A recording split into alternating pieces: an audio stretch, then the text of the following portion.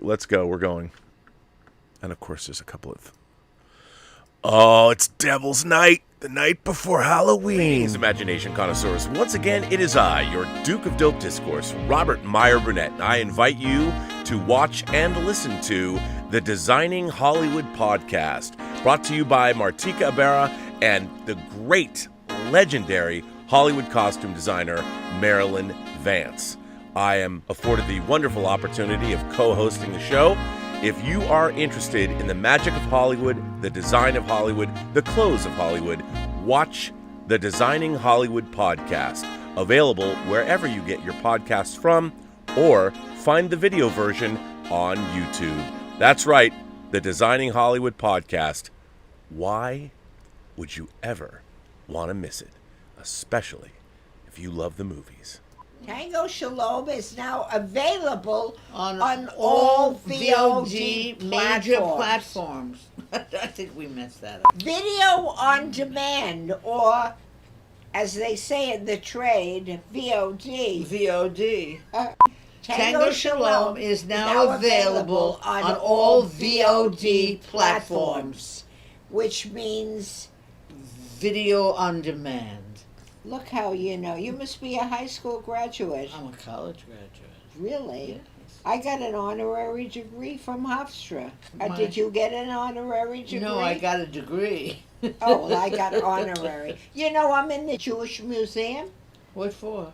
What do you mean? As a famous Jew in the Bronx. I'm in the famous... I'm in the Prospect Park in the Stones.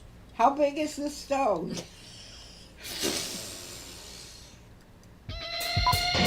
Hello, and welcome to Midnight Metal.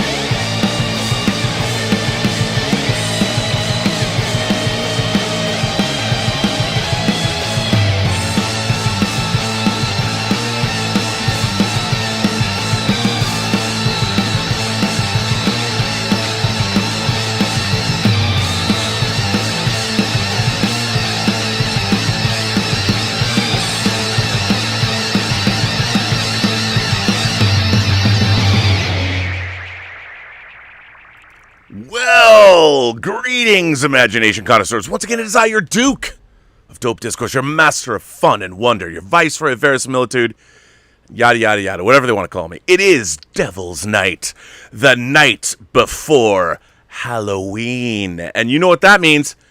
It means anything can happen. It means Eric Draven has come back from the dead to avenge his dead girlfriend. And let's face it, he's avenging himself as well, the Crow.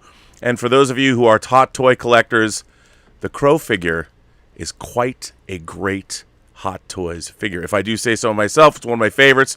I wish Hot Toys would make more movie-related figures. The reason I'm babbling on is because I actually forgot to add my guests into their shots.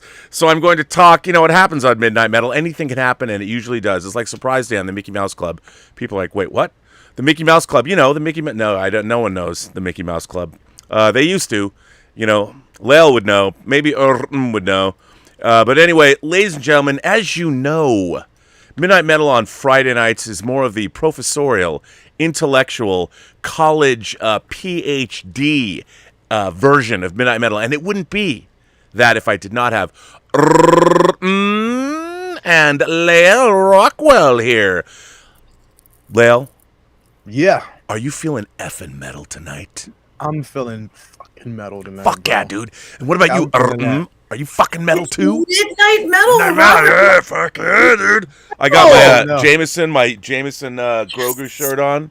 Yes. Okay, it is Devil's Night. It is Devil's Night. Now, you know, it could be scary. A lot of people are at parties tonight. A lot of people are doing crazy things tonight. You never know.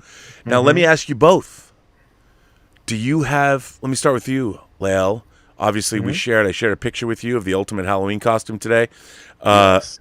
Now, let me ask you this. Do you have Halloween traditions? Did you grow up with Halloween big in your life? Did Oh my did God, when yeah. you went trick or treating, did your dad have to rifle through your candy first so he'd take out whatever candy bars he liked most and leave you with You know whatever? what?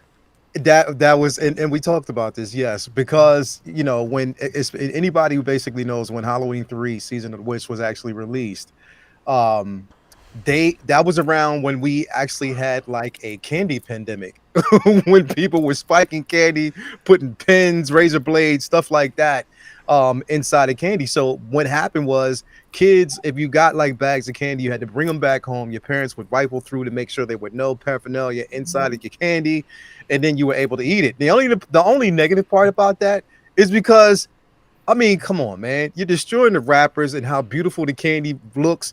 They're taking it apart. They're going through all, and then the expectation is for you to eat it right after you're done. Exactly. I And got I'm the like, Tootsie Roll bag of fun here.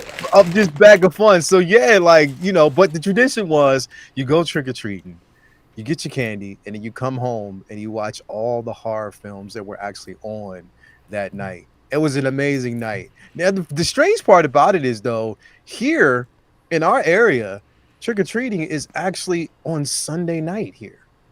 It's crazy. Like, we've never done that. But it's Halloween. For a while. Yeah, it's Halloween, but we've never had it on a Sunday night. So it's going to be interesting to see how it actually is.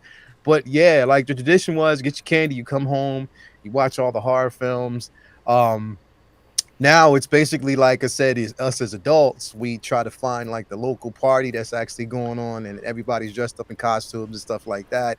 A friend of mine, he's actually having what he calls a horror fest. He has it every year, so it's going to be tomorrow night. He's going to actually not even tomorrow night. He's going to start at 2:30 tomorrow afternoon, and he's going to go from there all the way to midnight. So it's gonna be Nice. great. Now, It's gonna be Mmmm, what is your past? How did you grow up with Halloween?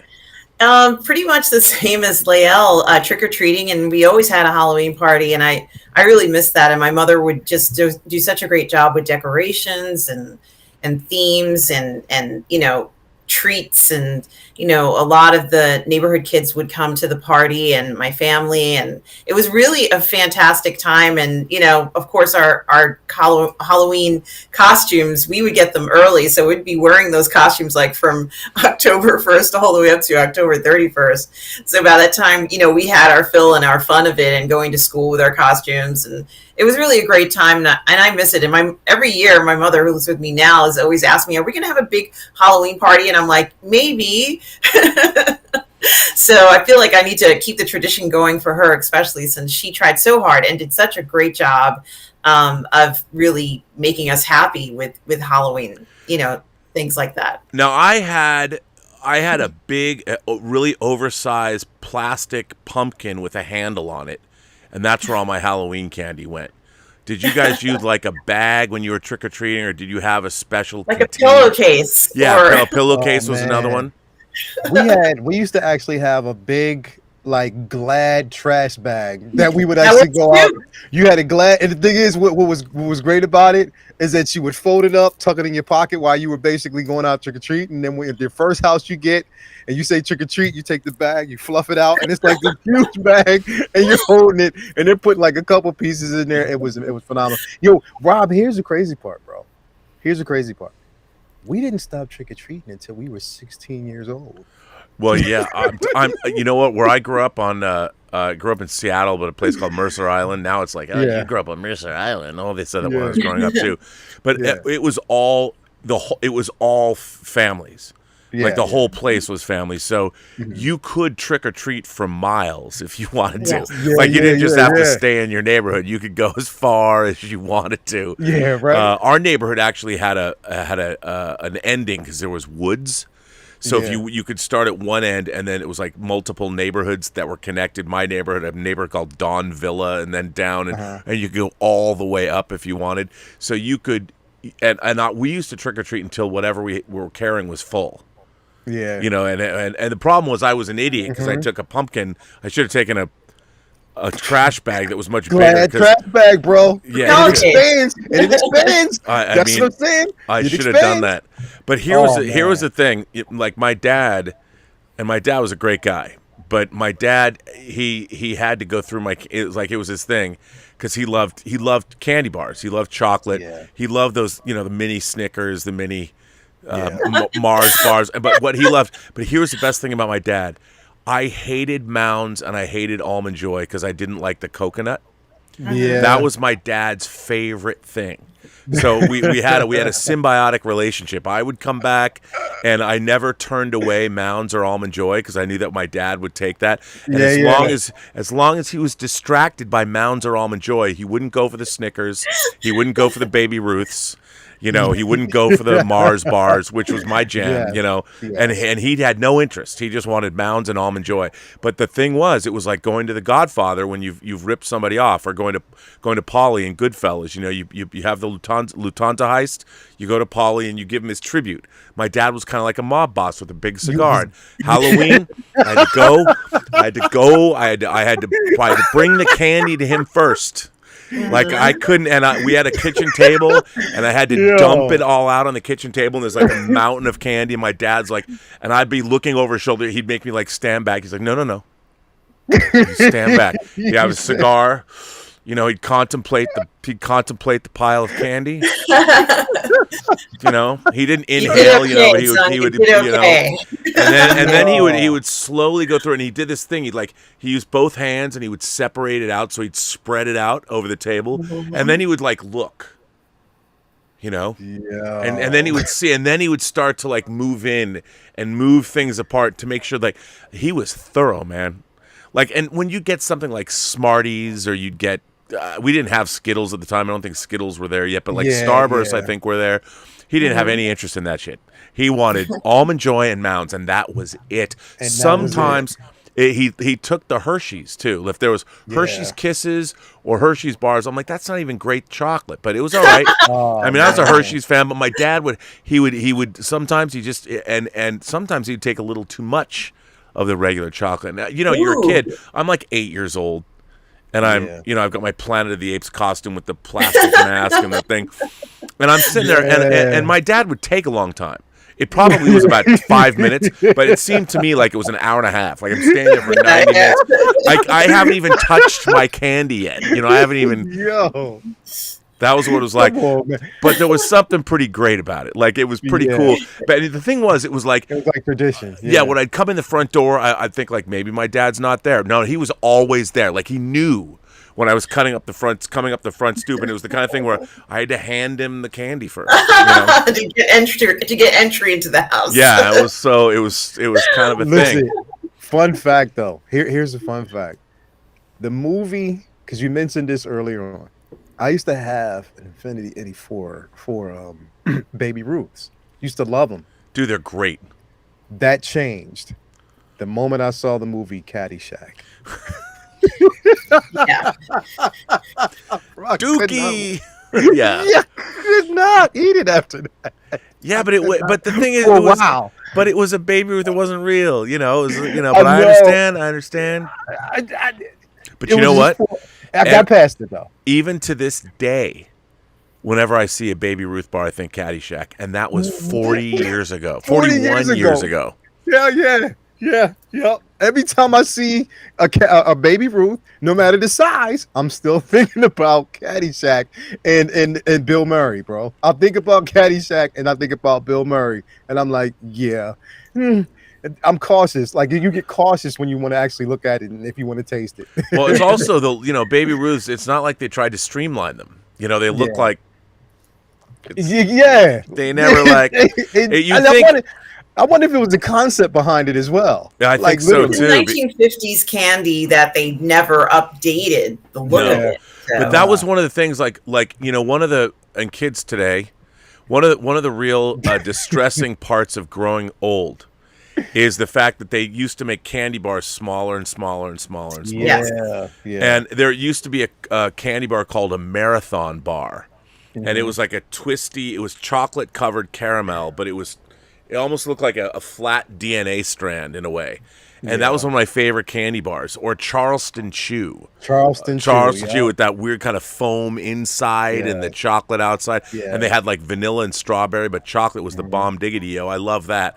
But they get smaller. They like get small. And as I grow older, I'm like, what are they trying to push on me? Yeah, it's like they changed everything. Like, because I remember, like, originally when the Twix candy bar came out, those things were huge. It was really long, huge.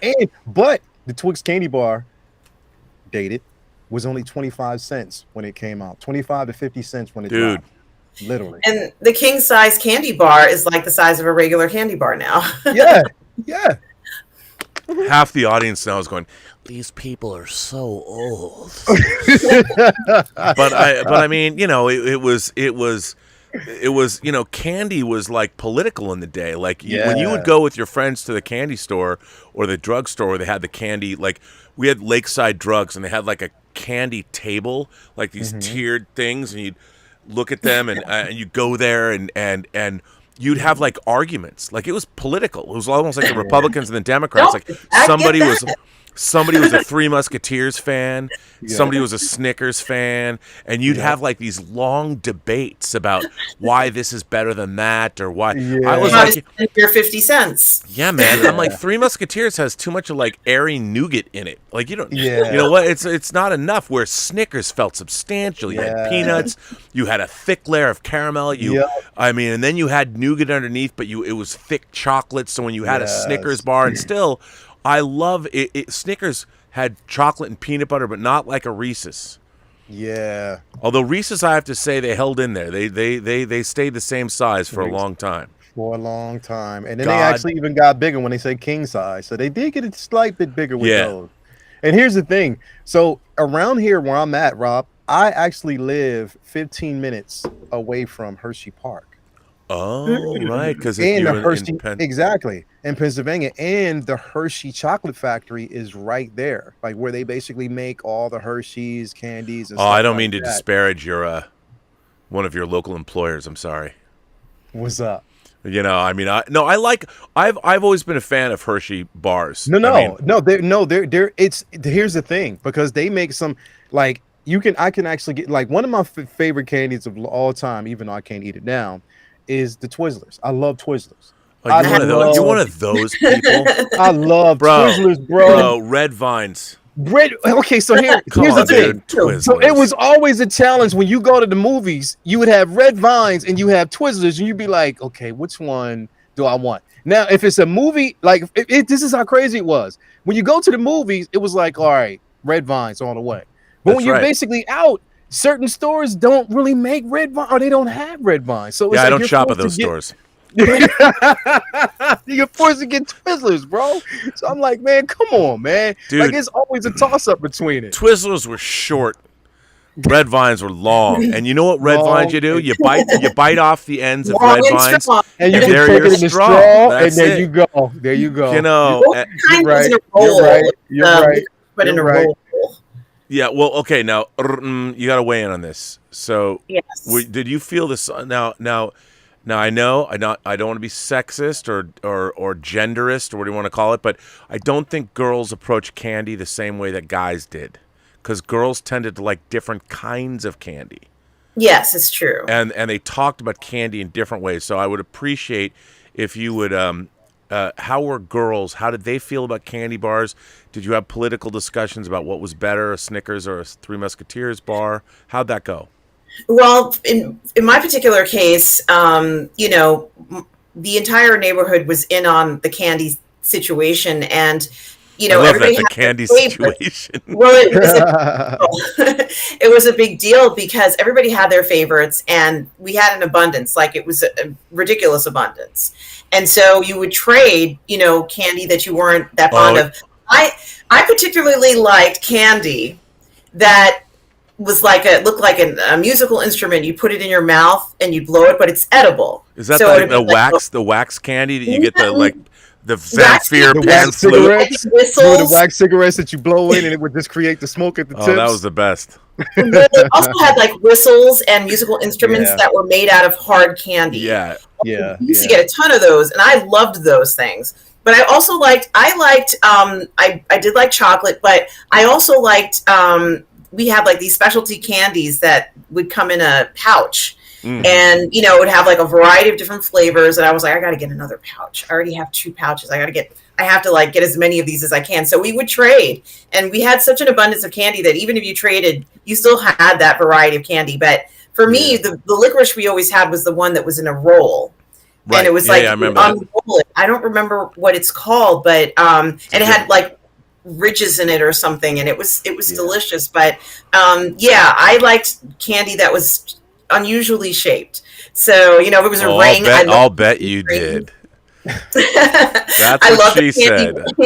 The candy necklaces and things like that. I love candy. Those candy necklaces were great. Jewelry, right? Yeah. The candy necklaces were cool unless you were in the summertime. You wore it around your neck, and it had all the color. If you had on a white T-shirt, you might as well say you had like rainbow colors around your shirt. You know, it was great. Yeah, it was great. Yeah, and then it was like salty candy if you wanted to eat it. Now let me ask you. You brought up something. You brought up some that I want to. I remember like the first day after whatever day of school, you take your candy and trade.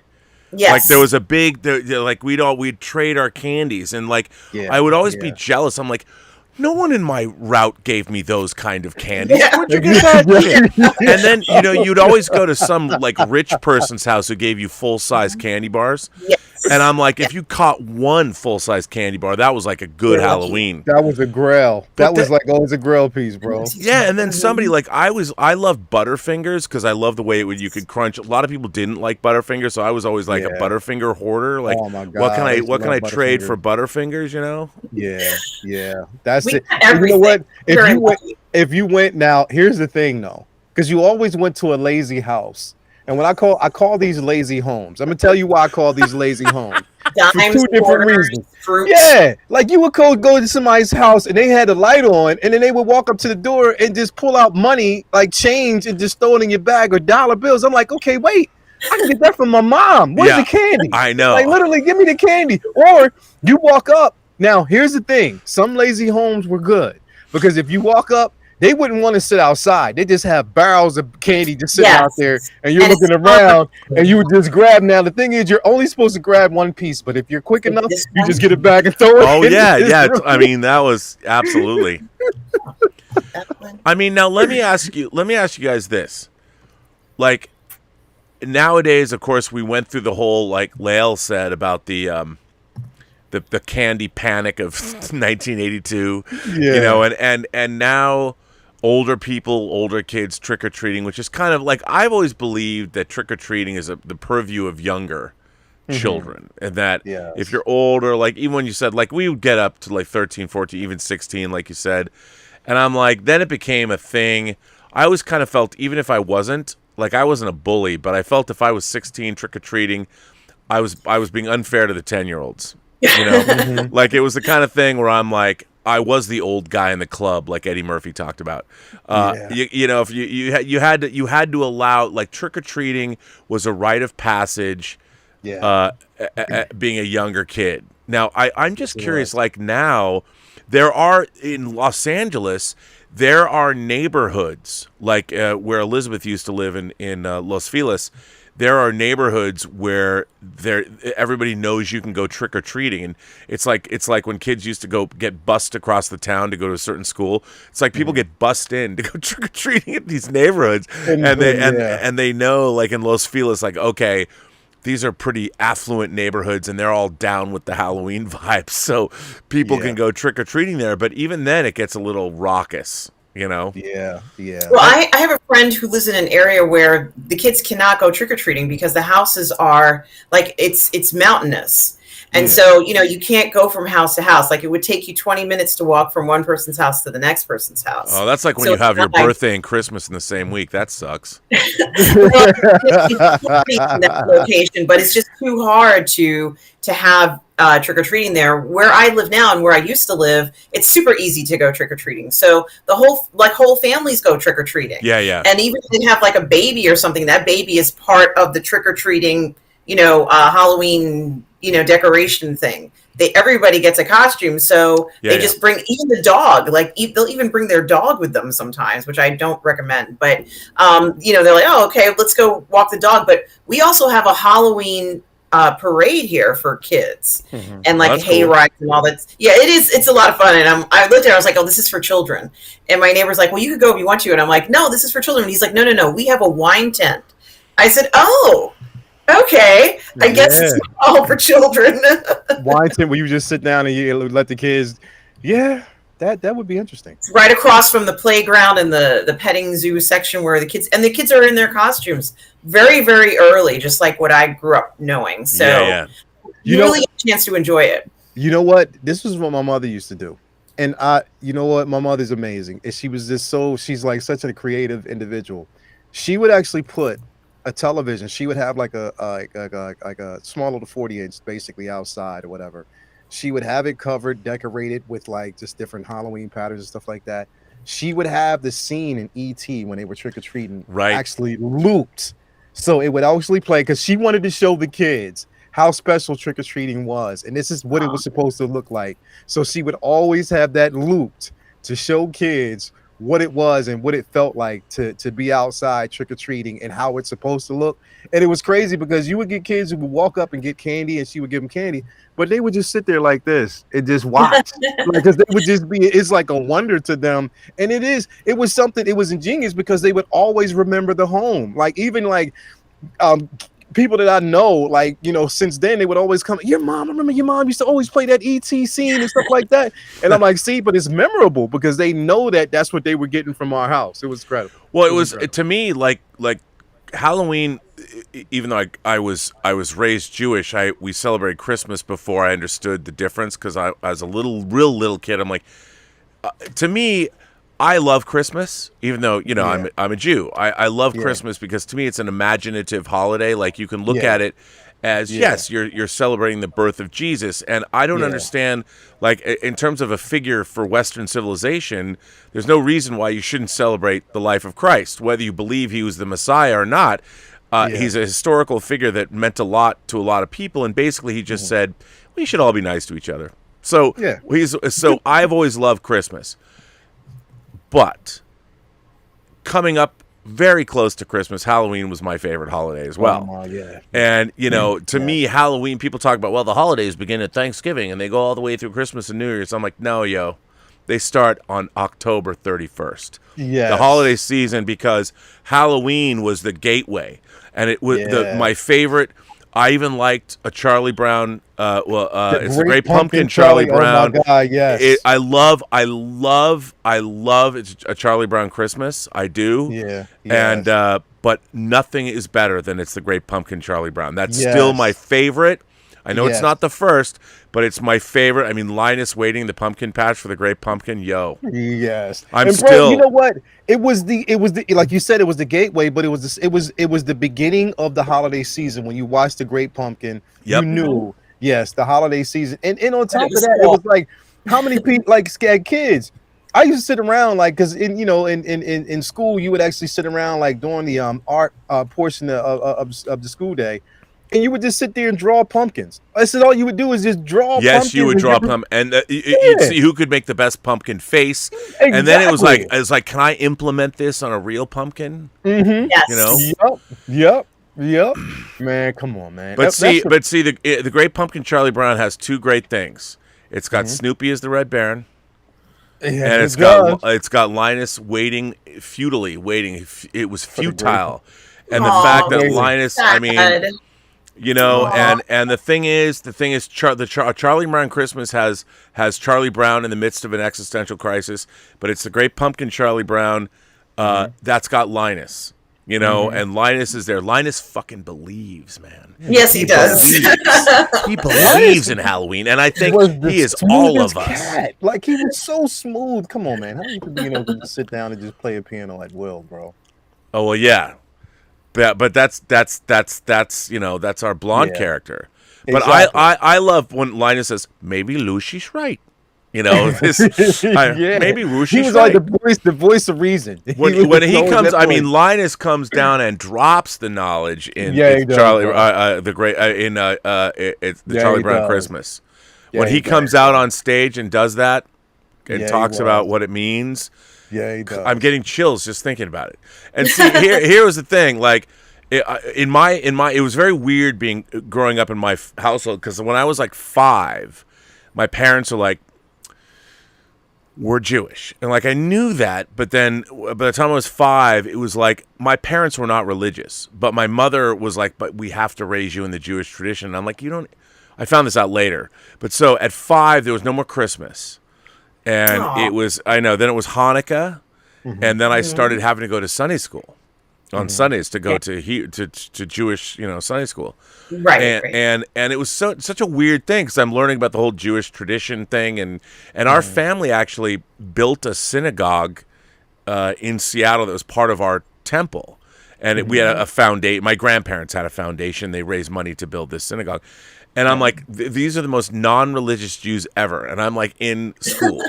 And my mom was like, because I was obsessed. I loved Christmas specials. Santa Claus is coming to town. Put one foot in front of the other, and soon you'll be walking out the door.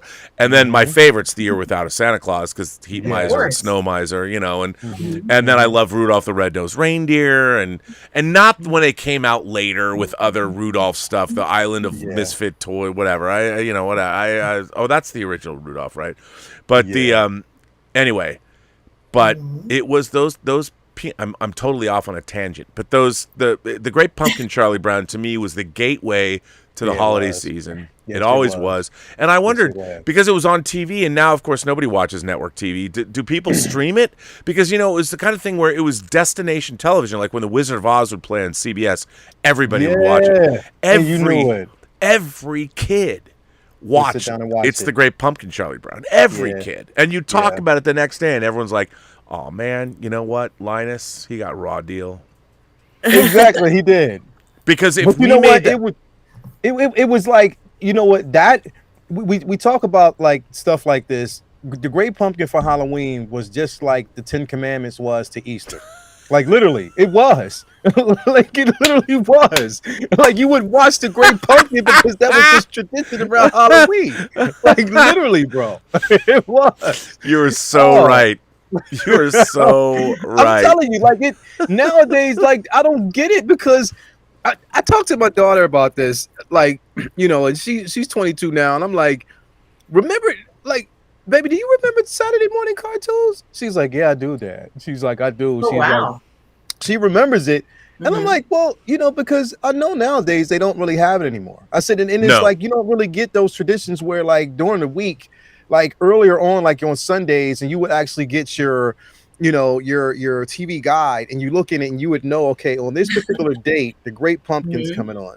You know what I mean? Like you would know that these shows that were really catered around Halloween, or shows that were catered around Thanksgiving, you knew the day that they were coming on, you knew the time, and you could not wait, and family would just sit around and you would watch them. That doesn't happen anymore. Well, because I think what unfortunately, with the advent of cable and now with streaming, the thing about these shows was they came on at the same time for everyone, and there was maybe on a tape delay from the East Coast to the West Coast, but it would come on at one time, and we only had 3 networks, and it's like, I'm talking about the ancient times before the empire, but it was. But the one thing that I miss, the one thing I think that our culture today, it's both a blessing and a curse, is that our pop culture, especially in America, would all happen at the same time. So you would share, if The Wizard of Oz was on, everyone watched it. If a James Bond movie was on the ABC Sunday Night Movie, every kid watched it. Every kid watched those Halloween specials, or all the Peanut specials. So and people listen to the same radio stations, and everyone keep your feet on the ground and keep reaching for the stars. And I'm Casey Kasem, and this is America's Top 40. And everybody went to the movies, and people, went to the mall, and there were, before the holidays would start, you would go shopping at a physical location. Yeah, and people had, the mall became a place to gather, and I think now, on one hand, we now have so much at our fingertips, but because we have so much at our fingertips, a lot of things they don't matter anymore. Falling by the wayside, yeah. Which brings me to another subject that I would like to discuss. Yes, go. Before we get into tonight's topic, the Eternals. Now, I have to say, I'm not going to get into any spoilers or anything. I find myself somewhat bewildered about where a lot of people that are in our community, the larger YouTube film pundit culture community are at. And I find it interesting that up until like Endgame, everyone loved Marvel. Like Marvel could do no wrong. And after the Infinity Saga was over, I understood that Marvel was going to contract and you're going to reset everything. And now, they're, in my mind, WandaVision, Falcon and Winter Soldier, and Loki, if you look at them together, are kind of all bonkers. And I'm like, wow, no one's resting on their laurels there. And I saw it with WandaVision. Like, I was watching this going, this is insane, and I loved it. But then what happened was everybody was kind of overthinking things, and they decided that, and even I was doing this, oh my God, it's Mephisto, or whatever. And suddenly, and we weren't watching WandaVision for what it was. We suddenly were captivated by it. We all loved it, but we're then trying to turn it into something. And when it didn't turn into what we all think we're too cool for school, that we're in front of these things. Yeah. And so, and then Falcon and Winter Soldier, I thought was really fucking ballsy. It was brilliant. And when you think about the fact that they had to change it, it was originally about a global pandemic, and they had to reshoot some things and deal. But at the core of that show, you had Sam Wilson, who basically was confronted with the idea. When I thought this was incredibly relevant and really well done, the idea where he's dealing with somebody who saw a black man who saw the worst of America, and Sam Wilson had seen the best of it, had lived and fought alongside Steve Rogers, understood what it meant to be Captain America, and he knew, Sam Wilson knew very well what America has to offer and what would be coming his way. And he said, you know what? I know these things. I know America can be horrible. And I know that as a black man in America, if I'm taking on the mantle of Captain America, I'm going to catch all kinds of hell. But I'm going to do it anyway. And I was like, that's fucking heroic. And I thought that was an incredible message to hear. And you could tell they had to fix the show was not perfect. But I'm like watching this going, this is fucking audacious. And I'm watching this going, this is an Anthony Mackie stepped up, man. He was fucking great. He was phenomenal. So good on that show. And it's funny because the final design of his Captain America costume was right. I mean, if you look at a splash page it was right out of the comics. I mean, it was the exact, and once again, it was Marvel translating something on the comics pages and then putting it in the real world that retained the integrity of what it was. And then you get to Loki, which was so beyond bonkers. And and there's this big backlash, I feel, within the fan community. And people are like, well, Black Widow was... I watched Black Widow. It was like a mid-level Bond film. I totally enjoyed it. And I'm like, I don't know... Like, yes, is it Infinity War and Endgame? No. But it wasn't supposed to be. It wasn't. Like, I thought what it was, and then there's all this... Like, I feel that a lot of fandom and a lot of our pundit space, people expect, like, Black Widow to, I don't know, change your life. Like, I don't know what you thought it was supposed to be. I thought Black Widow, I'm always about intent. What did the filmmakers intend to do when they made their film? And I thought Black Widow succeeded. I was like, It this is did. exactly the movie they Yeah. wanted to make. And the relationship between Scarlett Johansson and Florence Pugh Yeah. was great. Mhm. And while, okay, it was a bit by the numbers plot, but it was supposed to be a little bit more grounded. And I liked what's really interesting, and I'll the familial element. The fact that Black Widow, you met her family, her cobbled together family. I thought that was really interesting, and I was really taken with that. Yeah. Yeah. Well, now we come to Eternals. Now, I've gone on record. I will say that I really loved Eternals. Did I love it the way I loved Infinity War and Endgame, or the way I loved Captain America the Winter Soldier, or the way I loved Thor Ragnarok? No. I loved it in a different way. Because to me, Eternals is about a group of people that have been given a task. And they're a disparate group of people that come together as a family or whatever. But then they discover, and they have to deal with the fact that, well, maybe we aren't quite as aware of what we're supposed to be doing. No one in any of their reviews that I've read or watched on YouTube has even talked about what I loved about the movie. And what I loved about the movie, and I'm not going to get into it, let's just say it's not about the Eternals fighting the Deviants.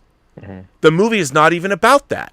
And when I read these reviews, I'm perplexed. Yeah. And I think that what's interesting is now I don't get the idea that when you get grand entertainments and you have filmmakers that are swinging for the fences, some people fail miserably, like Alien Covenant or Prometheus. Yeah. But I don't care, because Ridley Scott made The Martian, which is one of my favorite science fiction movies maybe ever, especially the extended version. So I want to ask the two of you.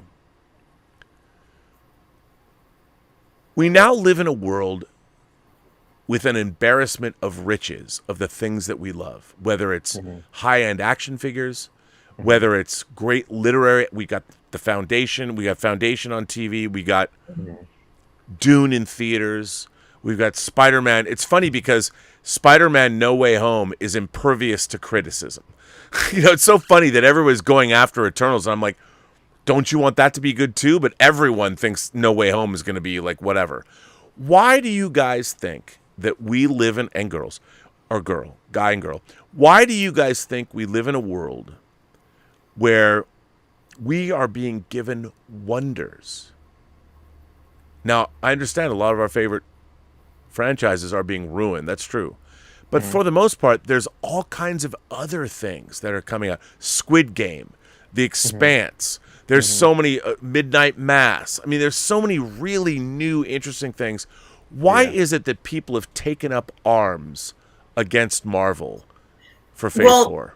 I don't know if they've taken up full arms against Marvel in that way, but what I can say is that just like for Dune, and I'm a huge fan of Dune even before, we saw the first trailer for Villeneuve's version of Dune. But personally, for the trailer for Dune, the initial one was not an inspiring trailer. And it was, you kind of were shown some things, but they left a lot out. And so I questioned initially, even despite the fact that you had covered the screenplay before, Robert, and you had mentioned what would be in Dune or what could potentially be in it. I questioned what exactly was going to be in it, because the trailer initially, what for me was just not quite on the mark. And I felt that same way. I felt that same way about the initial trailer for the Eternals, because if you don't follow everything, or if you do follow everything, once you saw it, you knew what you were going to expect or what you were hoping for. But then when that trailer came out, that initial trailer, it didn't feel like the Eternals to me. And so, I had this expectation of wanting to see very specific things. I didn't see them. And that happens. Later on, they released another trailer, and I said, oh, okay, I get this story, or I understand the feeling that they're trying to convey, and I can see the dilemma here. it's been thousands and thousands of years, and now all of a sudden, they have to kind of like crank it up, big time. It's not even sort of like a small threat, it's kind of like, by the way, it's worse than Thanos. yes, At least as far as the Earth is concerned. yes, by the way, you guys not only have to have your A game, but you may not even walk out of this, so to speak. So I kind of, got it now. I was like, oh, that makes more sense. But it felt a little bit more serious to me. And as I had mentioned before, that trailer where he jokes around with the table, and I was like, no, this thing's kind of more serious than this. I hated that trailer tag. Okay, I hated it. But it felt very serious, especially, like there's a part where, Selma kind of becomes the narrator in the trailer, where she talks about, why they're there and when everything. She's riding the horse. It opens with her riding the horse. And she looks so beautiful at that part. And then, and the other part that I found very odd also for me was just the costumes. I felt that the costumes, needed a bit more, only because for me, I was looking at everybody and I felt like they needed more uniform structure with it, but it's not the most important thing. But you notice like specific details, because remember, this is they're now a team, all of a sudden they're coming together as a team, so to speak. And so I was expecting, something that looked more cohesive or perhaps otherworldly, if you will. But, I'm going to watch the film and see how it turns out. And, had they not come with that second trailer, I would have been going in with somewhat of, not as great expectations, because, that first trailer just didn't bring me to where I needed to be to say, oh, yes, this is the Eternals. But, oh, yes, okay. This is But beyond that, why do you think fandom as a whole, and a lot of people in our pundit space, have taken a very adversarial attitude toward even Marvel and Kevin Feige now? Because they want that magic from the original series, from the Avengers and from Captain America and from, Wakanda. They want that magic, but, I think that they're kind of still there. They haven't left it, and it's okay. Like if you want to stay there, we all still enjoy those films. I still watch those films, probably weekly. I watch a Marvel film from that phase one or whatever phase it is. But I think people still want to be there, and yet at the same time, while they do, their response to Black Widow was not what you would expect from I think a fandom that so cherishes that particular phase. So, I think that maybe the fandom has kind of, put Marvel sort of in a difficult position, because they produce such excellent work, and they're expecting a specific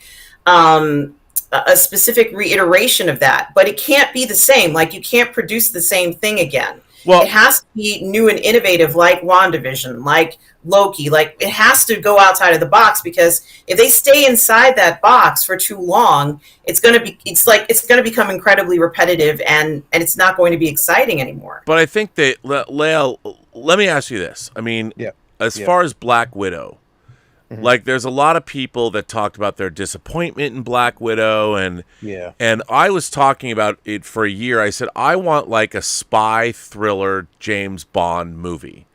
Yeah. And that's exactly what I got.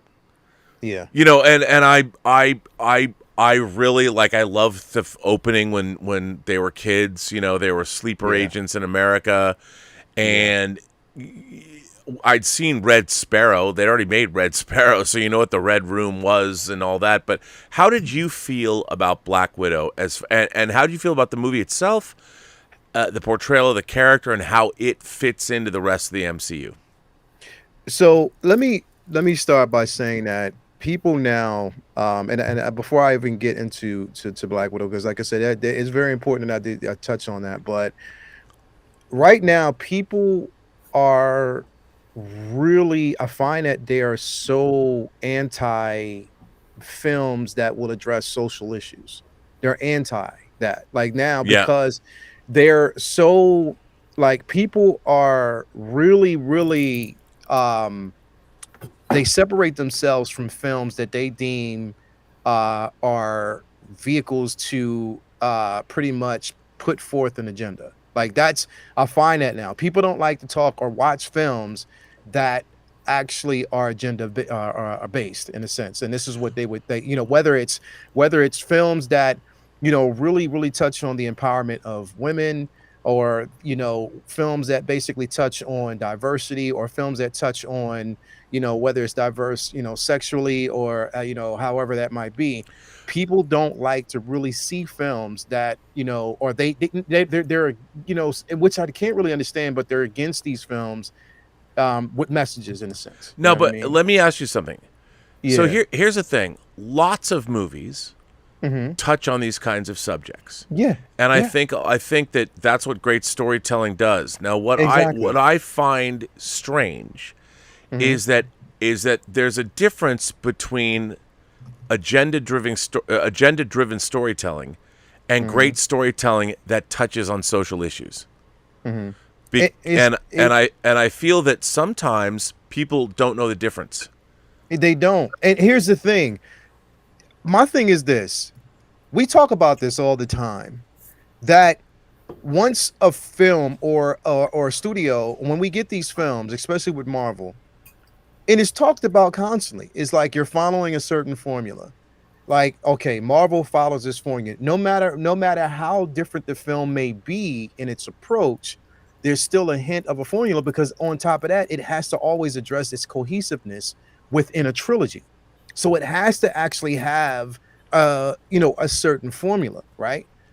People get used to that, and then they're like, okay, I wanted something different. I want it to evolve. I want evolution. Okay. Kevin Feige says, all right, we've ended the Infinity Saga. Now we're moving into a different phase, and we're going to give you something different. We're going to give you something unique. And then people are like, oh man, but I missed the old formula. What the fuck? Like, literally, I can't. When I hear that, and I constantly hear that, and like Rob, I've watched, and the thing is, I constantly watch. I watch everyone who's reviewed the film and everybody, and it seems like with them, it's becoming a thing. If this one person says something, this other person says something, and then they all want to be that person. Like, they always want to be that guy, instead of just really dissecting the film and seeing what the attempt was. Now, when we talk about Black Widow, there was only one thing in that film that I did not like, and it was the treatment of a particular character, when I felt as though, why don't you just start that character that way, show us that character that way, instead of revealing something totally different, and then it doesn't make sense to the story because of how you actually had that character presented earlier on. And that was Could just you be how more they did. specific without, you can spoil it. So, okay, so Been a while, yeah. it's been a while, so the film's been out. Taskmaster, okay? So I didn't like how they basically treated Taskmaster, because number Neither one, did I. here's my thing. If you knew, if for us, if it's a woman, present that character as a female instead of giving it a male stature, but then when you reveal it, it's a female. That really didn't make sense to me. Now, number one, okay, cool.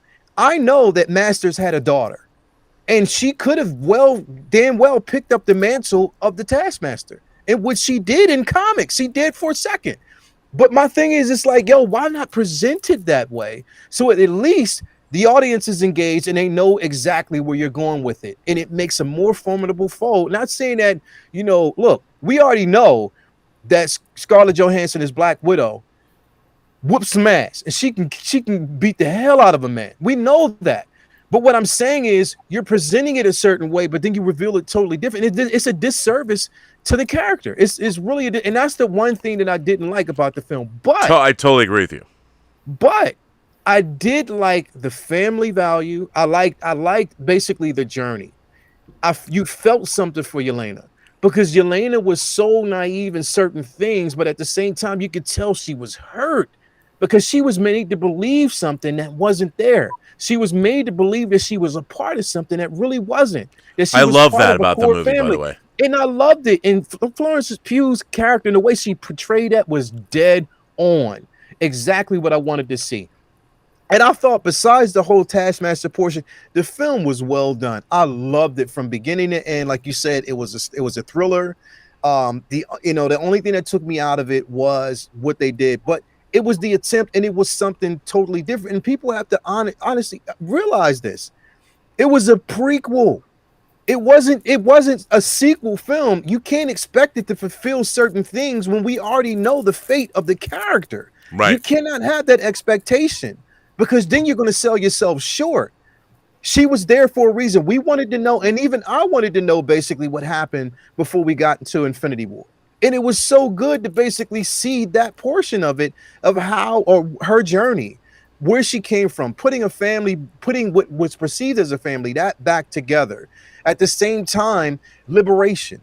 You know, we always talk, we look at like just the epidemic now with sex trafficking, how women are basically exploited and they're used a certain way. And that was kind of like an underlying undertone there in that film. And I love that they addressed that, and they gave those women, the liberation that they basically need, and they came together in the end. I love that. I have no problems with anything, and I don't see why anybody else. See, the thing is, you don't have a problem watching another film that addresses those issues. But the moment an MCU film does that, oh, hell breaks loose. If a DC film does that, all hell breaks loose. Instead of enjoying the film for what it is and the message behind it, you're just upset because you're looking at an agenda, or now there's an agenda now, and you expect that. And then it becomes talks, and then it all filters down like Chinese whispers. Instead of just looking at the story for what it is, the quality, and enjoying something that's completely different. Get away from what we were conditioned to think for the last semi-years with the Infinity War. It's over. It's gone. Let that go. Let's move to a totally different phase and enjoy something different. But if you can't do that, that's on you, because I know damn well I'm enjoying it. And as far as, you know, Eternals, you're right.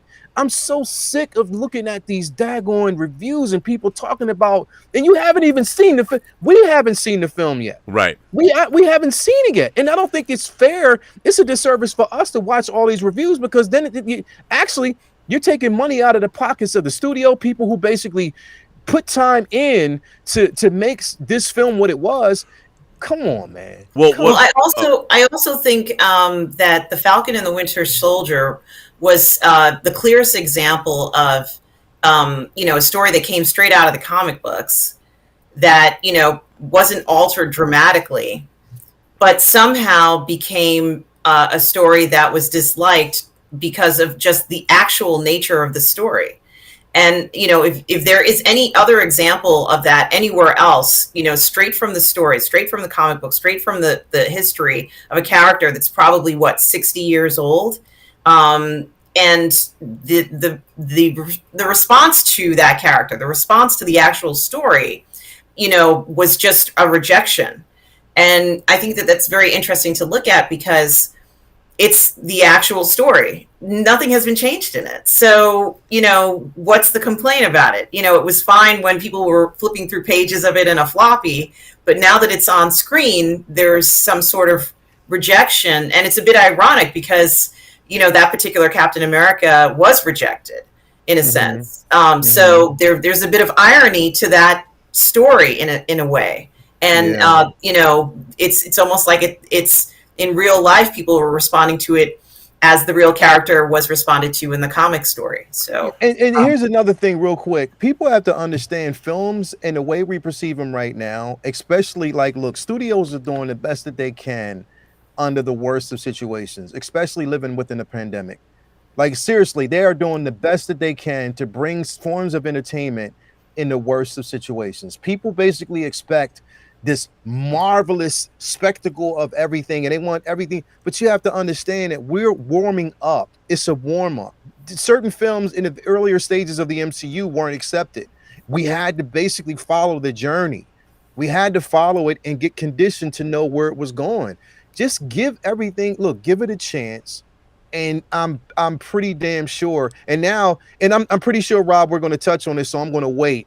So now people are looking at these reviews and what's being said about the film, and then you're questioning the director. That's all I'm going to say. Rob, you already. I can't wait till we talk about that portion. Well, first of all, you have a Marvel movie that was directed by the woman who won Best Director at the Academy Awards last year. Yes, Chloe Zhao. Yes. And she pitched this version of that's why Kevin Feige went with her take on it. So to me, when I watched this movie, from my perspective, I went into this movie thinking for perhaps the very first time, this is one of the first auteurist Marvel movies where you had a director who both wrote and directed the film. And so it really was about her concerns. Like, to me, in this day and age, I'm really all about auteurist filmmakers, people that write and direct or are intimately involved with the shaping of the story they're going to tell. So that was one of the things I really was interested in. And then, of course, the fact that they even made this movie at all. Like, the Eternals? Really? You know, Jack Kirby's crazy mid-70s, after the New Gods and after what he'd done in the Marvel comic universe. It was kind of a odd choice to me. But when I was watching the movie, it was very apparent to me why they did it. Like, and like I said, my initial thoughts, the cosmology of it all, and what you find out about, and which is nobody is talking about this. What are the Celestials doing? And they give you a whole reason in this movie that nobody is talking about in the reviews. This is what I keyed on. The thing that I was most interested in was the cosmology of this movie. Why do the Eternals exist? What are they supposed to be doing? They're working for the Celestials. Why? What are they supposed to be doing? And all of this, by the way, is dealt with in the movie. And I found it absolutely fascinating. And like what I said was, this is the movie that if Ridley Scott Prometheus, which was one of the most disappointing movies I've ever seen because I wanted to love it so much. But the cosmology of Prometheus was about the engineers. And in the movie, it kind of says that they seeded Earth and created life on this planet, even though what they were doing makes no sense. And then in the movie, they touched on the fact that the engineers had been a part of human history, shaping human culture, because that's what the cave paintings were, and, they want us to come find their home planet. So to me, the Eternals was, if you had made a movie from the engineers' point of view, if Prometheus was made from the engineers' point of view, and the engineers were like pushing humanity along to get to some certain point for some undisclosed reason, I'm like, that's interesting. Like these very powerful extraterrestrials that can't interfere with us, but they can still interact with us. They can still push us along for whatever reason they might want to have to do that, or maybe have to do it because for some reason, which I'm not going to talk about. But no one's talking about that in the reviews. And I'm like, how do you not talk about that? Because that's what the movie's actually about. And to me, I found it completely fascinating. And it was a movie that I was watching, and at the first hour and a half, I'm like, I'm enjoying this. I don't think it's great, but then it clicked for me. And like 90 minutes in, suddenly I found myself like, oh my God. And then it became, and there's things in this movie, especially when you get to the end, which again, nobody is talking about. I'm like, oh my God, there is something that's so, in my mind, was so profound that happens to Earth. But nobody, and I've tried to talk to people about this, and they're like, what are you talking about? I'm like, what? It's in the, it's right this, there. I'm like, right what? And I'm baffled. I am baffled by people who aren't, and I find that we're now, and look, I think that there are 3 franchises, Doctor Who, Star Trek, and Star Wars, that have all been, let's just say, I think less than successful over the last decade. And in all of those things, the core tenets of those 3 franchises have been subverted by the people that have worked on them. And they have created a backlash that permeates fandom. So all of fandom is always looking for, well, I mean, I don't think there's ever been a genre franchise ever like the MCU with a better track record. I love James Bond, but there is less great James Bond movies than there are mediocre James Bond movies. I still love the entire franchise. But the MCU, pound for pound, is probably the most successful science fiction, fantasy, horror franchise of all time. Yeah. Well, Robert, Howard the Dick says reviewers question the motives of Yeah. movies, then people nod their heads unknowingly. However, they don't question the motives of the reviewers and why they have these opinions. And Bill Barkley Mark O'Brien says, seen Nomadland, which was directed by Chloe Zhao, didn't really enjoy it. Too much of a depressing political message for me. Well, I mean, here's what I find also. Well, first of all, you know what? You just brought up something. Let's address a few super chats because we're getting in some super chats. Swack Props has a very interesting question. He says, as many people know, the Saturn Awards that are given out by the Academy of Science Fiction, Fantasy, and Horror Films were given out the other night. I am a Saturn Award winner. I've won 3, although me personally, I only won 1. But my group for Star Trek The Next Generation, we won 2. Swack Prop says, okay, how exactly are the Saturn Awards judged and awarded? Rise of Skywalker and Star Trek Discovery winning big at the latest ceremony is just, in the immortal words of Wallace Shawn, inconceivable. Well, okay, here's the thing. The Saturn Awards are judged by the body of the Academy of Science Fiction, Fantasy, and Horror Films, but there is also they are also very amenable to going where the populist vote might be. Yeah. But I mean, I've long story short, I've worked with the Academy. I have a long history with the Academy. I'm a Saturn Award recipient again myself. So yeah, I mean, it might seem crazy, but people forget that within our community, we're very hypercritical. Mm-hmm. But people, I mean, Rise of Skywalker did make over $1 billion. So it did. I mean, there's a lot of people that like it, so I know, but it's voted on by the voting body. Darth Plato says, I wanted to be Napoleon for Halloween, but I wasn't tall enough. Well, Darth, it's okay. You're larger than life as far as we're concerned. Mm-hmm. Exactly. And thank you. Tom Jr. Jackson says, Rob, my birthday is December 24th, double presents.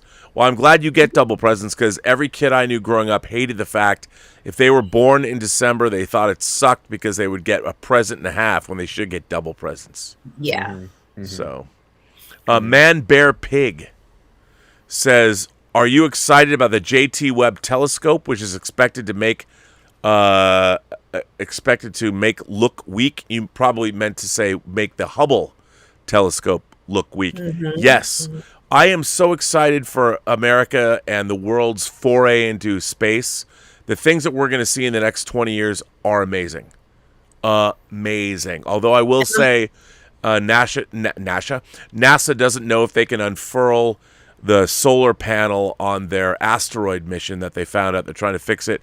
It's not going to affect the mission getting to the asteroid, but once they get there, actually the 8 asteroids they're looking at, they don't know if they're going to be able to power the ship. But that's... And how old is the Hubble? I mean, it's old. It's really old. And the JT Webb telescope, I mean, it's going to be amazing. It's going to be amazing. Mm-hmm. Mm-hmm. Lynch designed. Oh, God bless you, sir. Lynch says 3 of my favorite people right here, and the fantastic community in the chat. Please hit the like button. Yes, smash that like button. Subscribe. Become a member. By the way, if you become a member of the channel tomorrow, well, later today, 12:30, we have our bi-weekly member chats, which are always fun. You can see each other's faces. You can ask me anything you want, and we have a long-form discussion with usually 30 people, 40 people. It's pretty cool. Tom Jr. Jackson says, does Liz have you watch Hallmark Christmas films? No. Liz has great taste in movies, so she'd rather watch It's a Wonderful Life or Die Hard. So yes, but I'll watch. Look, to be honest, give me The Holiday. I love The Holiday. I love that movie. I will watch it unapologetically. Love it. Yeah. Glenn Mark, all the way in Aotearoa in New Zealand. Glenn Mark says, hi, lovely peoples. So I've not been keen on the Walking Dead series, but then I found The Walking Dead World Beyond. I'm loving it. Do any of you watch? Thoughts? I have not. That's the second Walking Dead spin-off that takes place. It's about the first generation born after the zombie apocalypse. Have you guys watched that? I've watched The Walking Dead from day one. I think there's another series called Fear the Walking Dead, which is that was the first spin-off. So there's Walking Dead, then Fear the Walking Dead. Walking Dead World Beyond's the new one.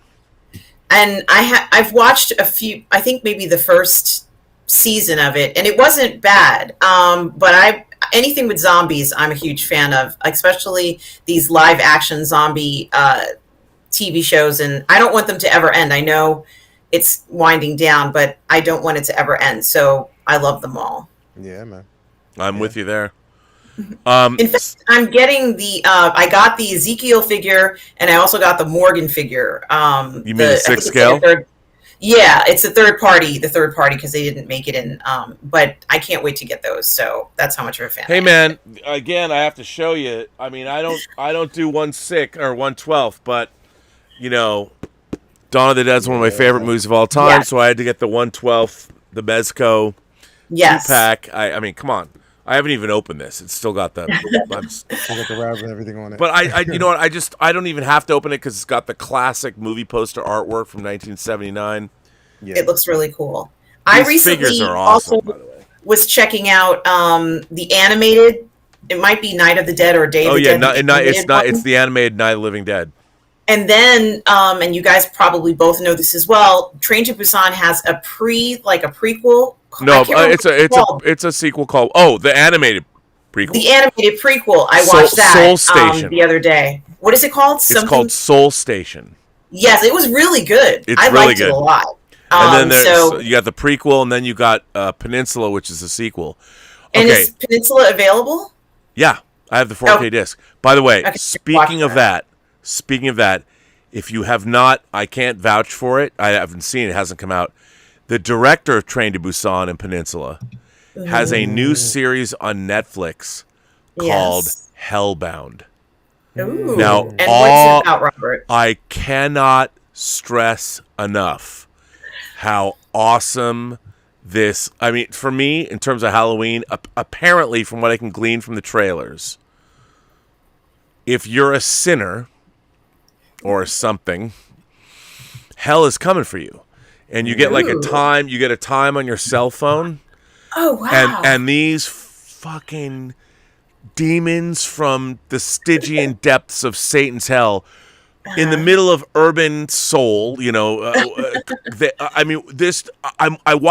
I love one of my favorite things, and a project I've been working on for a long time, is when you take the religious, spiritual from whether it's the devil or God, and you place the devil or God in the real world.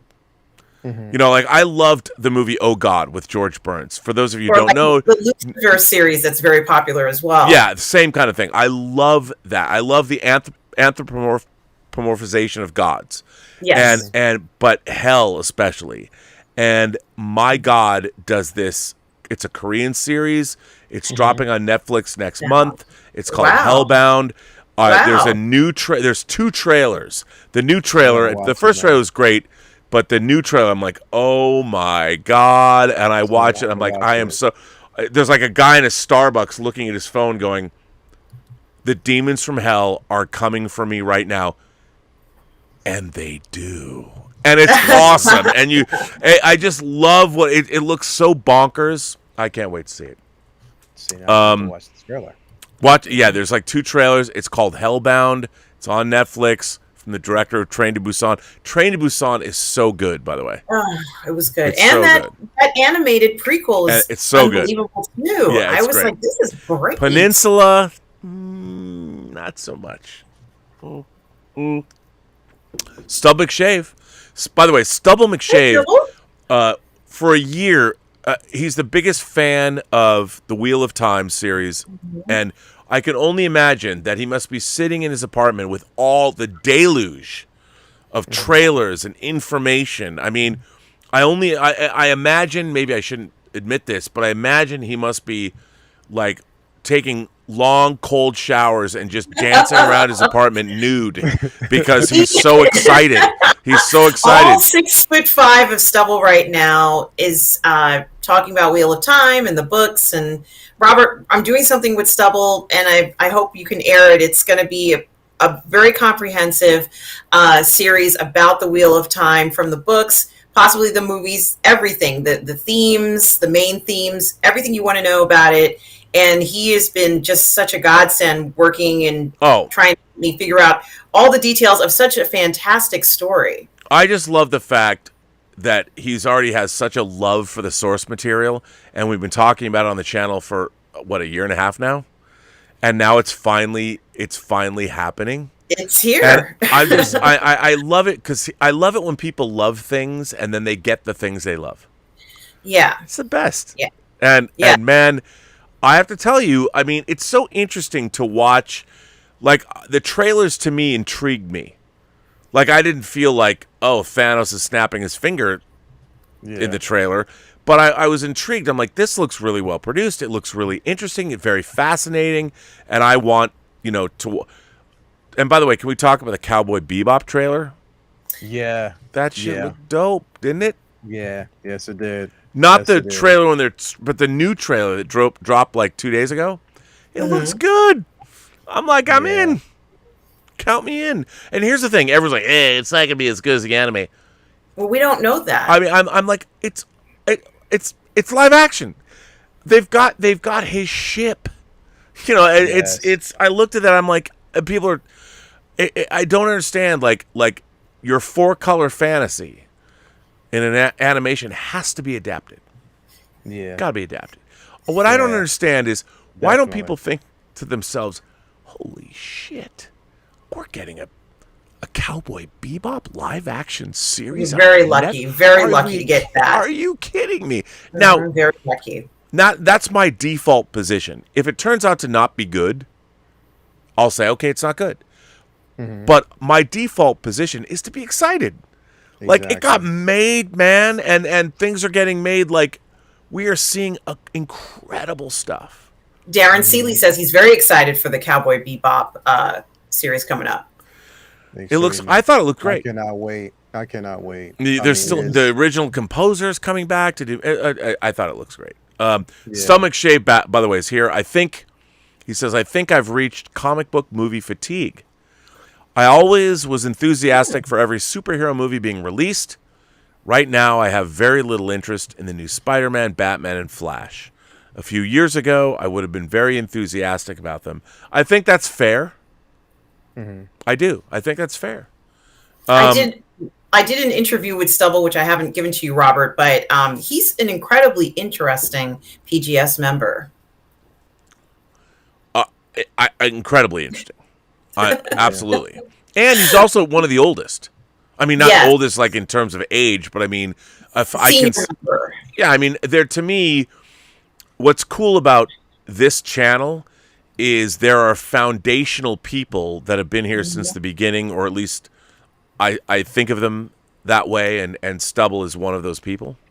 And Lael is somebody new, but also, and you too, relatively new, which is great. I mean, that's what's so great about the cross pollination of these YouTube channels is meeting people and streaming with people and and then we all a rising tide raises all ships. We all benefit from. By the way, speaking of which, Lael, why don't you tell people, where is your YouTube channel? My YouTube channel is the 1/6 Scale Man YouTube channel. Please basically subscribe, as now we have incredible content coming. I do have like one of my near and dear shows. I have like 3, I'll probably say 4 videos I have to film this week. Can I just wax rhapsodic about one of your new shows? Yes. You're doing a action figure posing show, a Hot Toys 6 scale. Yep. Tell us, let's take a commercial break. Tell me about this show, because I think what you're doing with it is fucking awesome. And it's so much fun. And Yeah. it just yeah. I love the fact that we take it seriously, but not too seriously. Yeah. So tell us Yeah. about what this show is. Well, okay, so I kind of wanted to get away from reviews because, like I said, and we have some great, amazing reviewers, but there's not Like too our many friend Justin shows- Kane. Yeah, To me, Justin he's the Kane. Tiffany standard of action figure reviewers.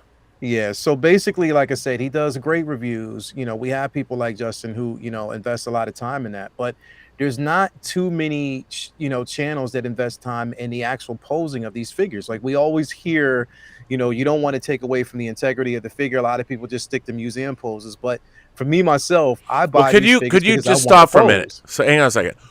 Explain to the folks at home, Yeah. what is a museum pose?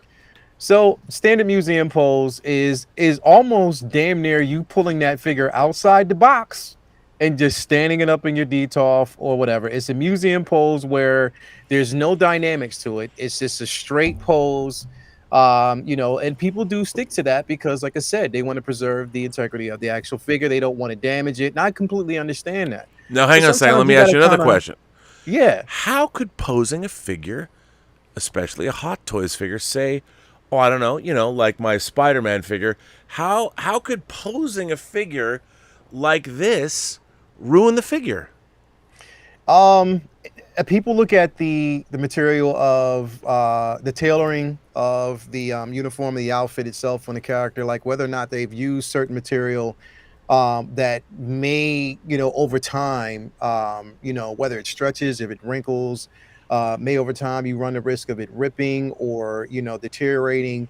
So a lot of people look at that and say, you know what, I'd rather just keep it in a certain pose. Right. And people have to realize that when it comes to posing, especially when it comes to 1/6 scale figures, it's not so much about damaging due to the simple fact that over time, it's also the climate in the room that you keep these figures in plays a huge role in how well you preserve the figure. You know what I mean? Yeah. If you keep it in a really great room temperature, if it's cool, then it doesn't take away from it. And this thing is just like you have to really explore, and that's part of the show, is exploring the dynamics of these figures, putting it in poses that we might have actually seen from whether it's comic books, certain films, certain things like that. I mean, if you're creative and you want to be creative, you want to kind of push that imagination, and that's what this show pretty much touches on, is pushing the imagination of these figures, posing figures in dynamic certain ways that you want to imagine, coming down, and you want to actually look at your shelving unit and see, yo, that's a great pose, tweaking it every now and then. But I mean, that's what we buy it for. We spend the money to invest time in these figures, but at the same time, you just want a great pose. So that's what this show touches on. It's not too much reviews. It's more so giving you maybe two different poses or three different poses, and just having fun with it, and just giving you ideas on how you can take your figure to that next level. So this weekend, I actually have three different videos that I have to shoot. And I'm actually in the middle of shooting a video for the newly released Squad Leader Shore Trooper. So that will actually be up probably tomorrow evening. I have to do Lando after that. So that'll basically be up. Wait till you see what I'm going to do with Lando. It's going to be amazing. It's in my head already. I can't wait to Are you going to put him in bed with Leia? No, but there will be a scene with Leia, but just also keep in mind there are additional characters. There's a stormtrooper, Okay. there's Leia, there's Boba Fett, and there's Vader. Boba Think of Fett? those characters, Where? and also there is Han. There is Han in the carbonite freezing chamber. So just think about that as well. You old so there's going to smoothie. be some incredible ideas with that, and then also I have to also film the Spider-Gwen from Into the Spider-Verse. So there's going to be a couple of different things I'm going to be doing this week. But again, tune in. The show is called Take Your Position, and it's on the 1/6 Scale Man YouTube channel. I try to do it at least twice a week. So yeah, stay tuned for that, along with the other shows such as Comic Book Talk with Friends on Mondays, Say What on Wednesdays, and then on Thursdays. And we're waiting because, like, Mario, he should be back this week. He said he should be back this week, and we should be ready to go. And you can see me, myself, and Mario on the Uncivilized Scoundrels on Thursday night, which is basically a show dedicated to nothing but Star Wars. So, And I love that. again, Yes. And you've had me on Say What, which I love. Yes. So Yes. thank you. I And- want to get you. I definitely want to get you on both Comic Book Talk with Friends and I want to get you on all the shows, Rob. So whenever Well, you actually have a chance, I want to you get you on should these see, shows, bro. the Star Wars. I've got some. I have a fourth draft Empire Strikes Back original script, by the way. So, other you heard that, right? So, what he's saying is he's going to be on Uncivilized. Well, Scoundrels. hang on. I can't. I'm being torn. You're tearing me apart, Lisa. As long as you wear the Baby Yoda shirt, I'm fine with it. I love that. Oh shirt. yes, I know it, and it's. You know what? You buy a lot of these shirts online. You wash them once or twice, and they're gone. This has held its own. I love this shirt because, like, with my T-shirts, like even my mother, like when I was in college, I learned, Mom, I don't want you to do my laundry anymore. Like, I got to do my laundry because I have to fold my T-shirts properly. Yeah. Just because the geeky shirts. It was very funny. The first week I went to college. I went to the Evergreen State College. This was in 1985. That's how old I am. And I was wearing a long shot. The Arthur Adams, the character of Long Shot from the X-Men, the Long Shot miniseries, and I had a Long Shot T-shirt on. Yeah. And everyone's jockeying for position in college. And at Evergreen there was 4 dorms and whatever. It was a crunchy, chewy. If you look at what happened in 2017, whatever. So when I got there, I went there because of the film program, which is great. So this guy, Gordon Trzynski, and he was like the handsome, tall, big man on campus. And like he lived on my floor. And he's like, hey, man, like he's giving me shit. He goes, I bet you think it's cool that you're wearing that T-shirt. And it was very funny because he didn't realize, man, I'm an old school. I stopped and I was like, it is cool. Hell yeah. And he just looked at me and he's like, I guess it is. And then he went on his way. And I'm bruh, don't come at me. Like, do you really think that... He didn't know. We became good friends after that. Yeah. But it was very funny. Like you didn't understand. Like, this whole geek thing, I'm way ahead of you. I was at the forefront. I was there. Yeah, I was there, man. Don't even start. I was there. Cardinal Sin, our friend Cardinal Sin has a super chat. Cardinal Sin says, Aloha, RMB, Lael, Rockwell, and wrenches and chat. Midnight Metal is when the Post-Geek Singularity lets loose to party, but with verisimilitude and with respect to the source material. Nowhere else online will you find this depth of focus. Yes. Well, That's very nice of you to say, Carl. Gil, let's drink to Gil. Gil, yes. Let me pour some more Zevia into my... No, this really is Zevia. I'm just kidding. I have my Zevia here. Zevia. So, we need sponsorship here. Yes. oh, by the way, how good is that? It's so good. It's so good. I got the variety pack. I love it. It's fantastic. I've got one last can of their Dr. Pepper. The Dr. Zevia? It's so good. The Doctor's... It is very good. And by the way, Zevia, John Campy got me into this. It's a cola. It's put me off Diet Coke. This is a cola with a plant-based sweetener. That's right. It's like vegan cola, which is weird. Oh, natural. And Dave Parker wants to know what you're going to dress up as for tomorrow's show. Are you kidding me? No, I'm not kidding you. He You did. think I'm going to ruin the surprise? like wait Dave Parker won, because Dave Parker thinks I'm not going to dress up. That's just like, remember, wink, wink, nudge, nudge. You're not going to ruin the prize. You're just going to wait. Okay, well, here's why he says that. So I was married, and for my wedding, it was a slipshod affair, but I said, my wife actually proposed to me. And I said, you know what? We should have a sci-fi costume wedding in Las Vegas. And so everybody was dressed up except me. I wore a Mandarin tux, and I had William Shatner's lapel pin, his insignia, his actual insignia, his screen use from Star Trek V. And my wife had an amazing dress custom made by a place called Trashy Lingerie in LA. and it was a Barbarella themed dress where she was. And was this at a time when people were, back in the day when big weddings were differently planned, let's say, compared to today? Oh no, we threw it together, and it was like, so we got married on December 30th, 2000. Wow. Right before the true millennium being 2001, and everybody came dressed up. And what's funny is I found the video of my wedding. Wow. I've never, and I should put it up online, but I think it'd be maybe it's disrespectful to Elizabeth or whatever, but it's from 21 years ago. But Dave Parker came dressed as Snake Plissken. Snake Plissken. Yeah. Oh, my man Snake. Yeah. Escape from New York. Escape from New York. Heard of you too, Plissken. Thought you were dead. Douglas Baird sends in a tip. Douglas, thank you. S-Beam, by the way, who sent me pictures. I think he's been doing some Squid Game head sculpts. Yes. Hang on, you know what? I think I can find it. You got to see this shit. This shit is dope as fuck. Hang on, let me see. I'm going to find this. Wait till you see this head sculpt. I got to find it. Hold on. I have so much crap on my computer. It's difficult. I don't remember where exactly. He also showed some of his head sculpts in the interview, if you want to see that as well. Oh, well, I do. Hang on. I might have thrown it.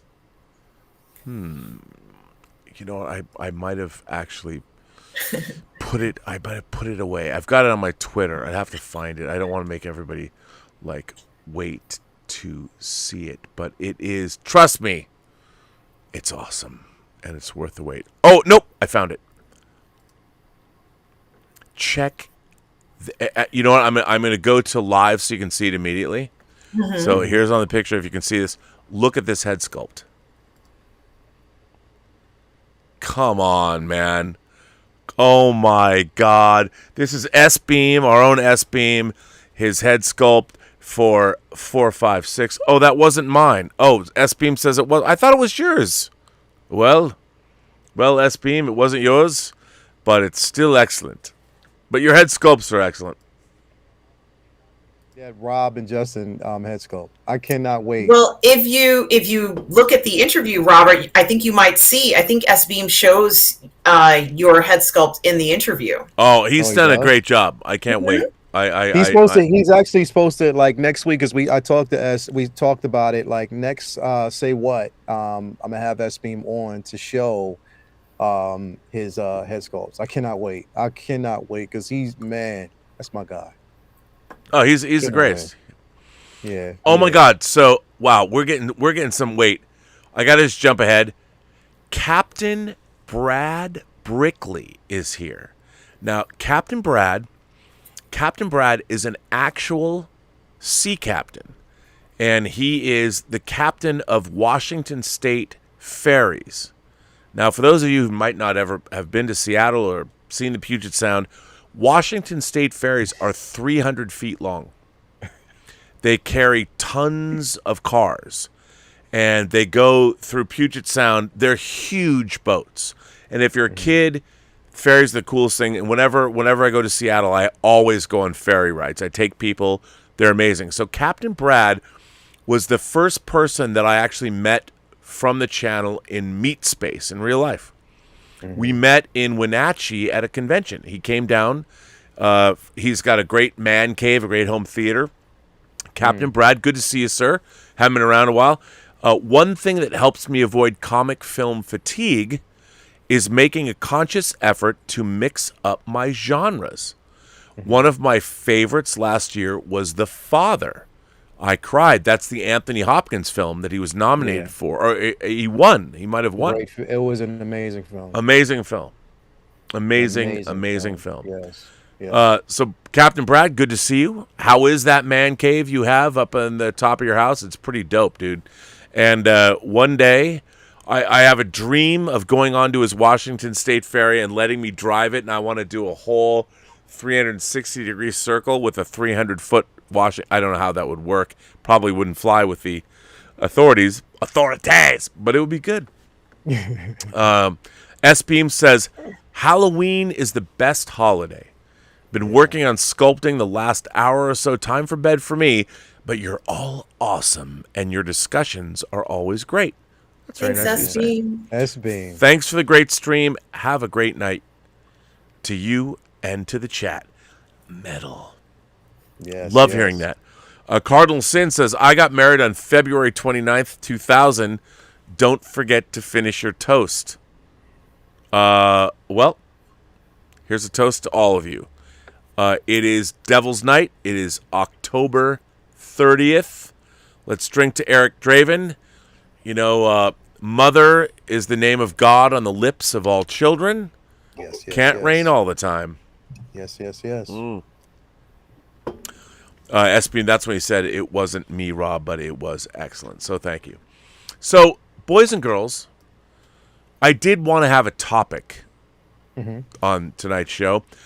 And I don't know if we're ever going to get there, but the topic is this. And I was curious because I always want to have something to discuss with the two of you, keen minds such as yourselves. The idea of, can we separate the art from the artist? Perhaps an artist who we might be fans of does something problematic. Does that mean their art is forever banished, canceled, gone? Or does their art stand alone? Or does it exist? Now, I found an article that I'd like to read. I mean, first of all, I did have you guys read an article. It was on Upworthy, you know, a ridiculous site, but Upworthy did say that this was from October 26th. Will Wheaton gave a perfect... Will Wheaton, Wesley Crusher himself, Wesley Crusher. I just do not like his Star Trek after shows. My God, I mean, can he be more excited? But I appreciate, respect Will Wheaton, but I have a lot to say about him personally, but I won't. Will Wheaton gave a perfect explanation of how to separate problematic artists from their art. This was written by Annie Renaud, and it was published on Upworthy on the 26th, 4 days ago? And there's an article about this very thing, and Annie points out that Will Wheaton offered a response, and this was the question. A reader who went by Avon Lander asked Will Wheaton on Tumblr, question: I have more of an opinion question for you, Will. When fans of things hear about misconduct happening on sets behind the scenes, are they allowed to still enjoy the thing, or should it be boycotted completely? Example: I've been a major fan of Buffy the Vampire Slayer since I was a teenager, and it was currently airing. I really nerded out on it when I lost my dad at age 16. The Body episode, by the way, incredible episode TV. The Body episode had me in such cathartic tears. Now we know about Joss Whedon. I haven't rewatched a single episode since his behavior came to light. As a fan, I respectfully have to just box that away? Is it disrespectful of the actors that went through it to knowingly keep watching? And then Will Wheaton offered this response. He said, I have been precisely where you are right now. In fact, we were just talking about this a few days ago as it relates to a guy who wrote a ton of music that was profound to me when I was a teenager. He wrote about being lonely and feeling unloved and all the things I was feeling as a teenager. He grew up to be a reprehensible bigot. And for years, I couldn't listen to one of the most important bands in my life anymore. But this week, someone pointed out that he was one member of a group that all worked together to make that thing that was so important to me. And the person he was when he wrote those lyrics is not the person he is today. And the person I was when I heard those lyrics doesn't deserve to be shoved into a box and put away because that guy is a shit. This is a long way of saying that Joss Whedon sure turned out to be garbage. Because of who my friends are, I know stuff that isn't in the public, and it's pretty horrible. He's just not a good person, and apparently never was a good person.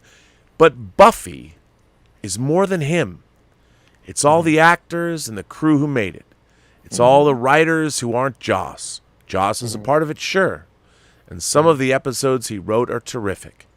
At least one of the episodes he wrote was deeply meaningful to you at a moment in your life when you'd experience a loss I can only imagine.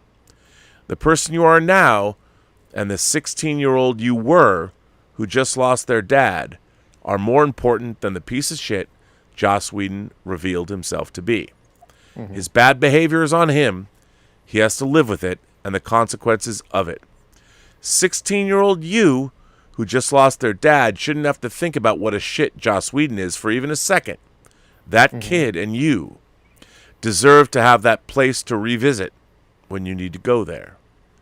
I can't speak for the other actors, even the ones I know, but I will tell you, as an abuse survivor myself who never wanted to be in front of the camera when he was a kid, it's really okay for you to enjoy the work. The work is good and meaningful. And if nobody is going to watch it because of what one piece of shit did 2 decades ago, what was it all for? I'm not the Pope of Chilitown, so take this for what it's worth. I believe that when some piece of art is deeply meaningful to a person, for whatever reason, that art doesn't belong to the person who created it, if it ever did. It belongs to the person who found something meaningful in the art.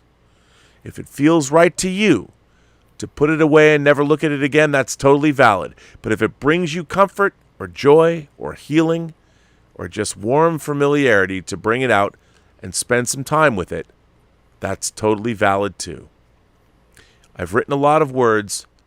I hope some of them make sense and are helpful to you. Now, I got to say, kids, before we talk about this, kudos to Will Wheaton. I thought that was a great response. Now, I would ask the two of you, let's start with you. Can you separate the art from the artist? I can, and I do every day. I mean, it's interesting. I think that if you are an actual artist or creator, you have to separate the art from the artist, or else you'll never be able to work with anyone. Because this isn't a perfect world, and there aren't perfect people out there, and people make mistakes. And generally speaking, you know, for the most part, if it's a forgivable mistake, which I'm assuming or hoping it would be, you still have to go on and work with people in the field, in the industry. It's, you know, kind of a cemented group that doesn't change that much. So, you know, if you pick and choose and decide that you're not going to work with someone, or you're not going to watch their program or support them when they need it the most, you know, you kind of are putting yourself in a difficult position. But there is no perfect person out there. So, you know, you could pretty much take any human in the galaxy and find something at fault that you don't like, or some issue that may make you upset with them. You know, it's a decision that you have to make and say to yourself, is this going to affect how I'm going to view this person's art? I mean, for me, the most recent one that I would say was important to me is Armie Hammer, because he was in a movie called Call Me By Your Name, which also stars Timothée Chalamet. Yeah. And that film, I felt on Blu-ray, just, you know. Yeah, I have the film as well. It's, as far as I'm concerned, I think it's Timothée Chalamet's and Armie Hammer's best film. Yeah. And it's like, it's as important as Brokeback Mountain, but even more so because the film, I felt, you know, was such an incredible love story that was, while it was of a short duration, it had a profound effect on this young boy and you know, this other young fellow who he was involved with. And I thought it was a tender, loving story, and a performance by two actors that show the potential of what they could do. Not just, you know, kind of had a foreign film feel to it, but it was just such a beautiful story. And there's absolutely nothing that can happen from this point forward in regards to these actors or the producers, the directors, or the cast members, or even the location that's going to change my opinion about Call Me by Your Name, because I feel that that film is, sort of like a romance or a love story that everybody can relate to. Maybe even for the past 10 years, it's probably one of the best ones. So, I just can't, in my own mind, go ahead and say that I'm going to push that film aside and never watch Armie Hammer or whomever ever again because of a situation where, unfortunate circumstances happened or they've made a mistake. And I also think that, going forward in regards to this, there's going to be people watching this who just cannot go ahead and watch something, and that's okay. I don't think there's a wrong or a right answer. Mm-hmm. But I personally feel that, I'm not going to stop watching that film or anything else Armie Hammer has made. And, I have to approach it in the sense that people make mistakes.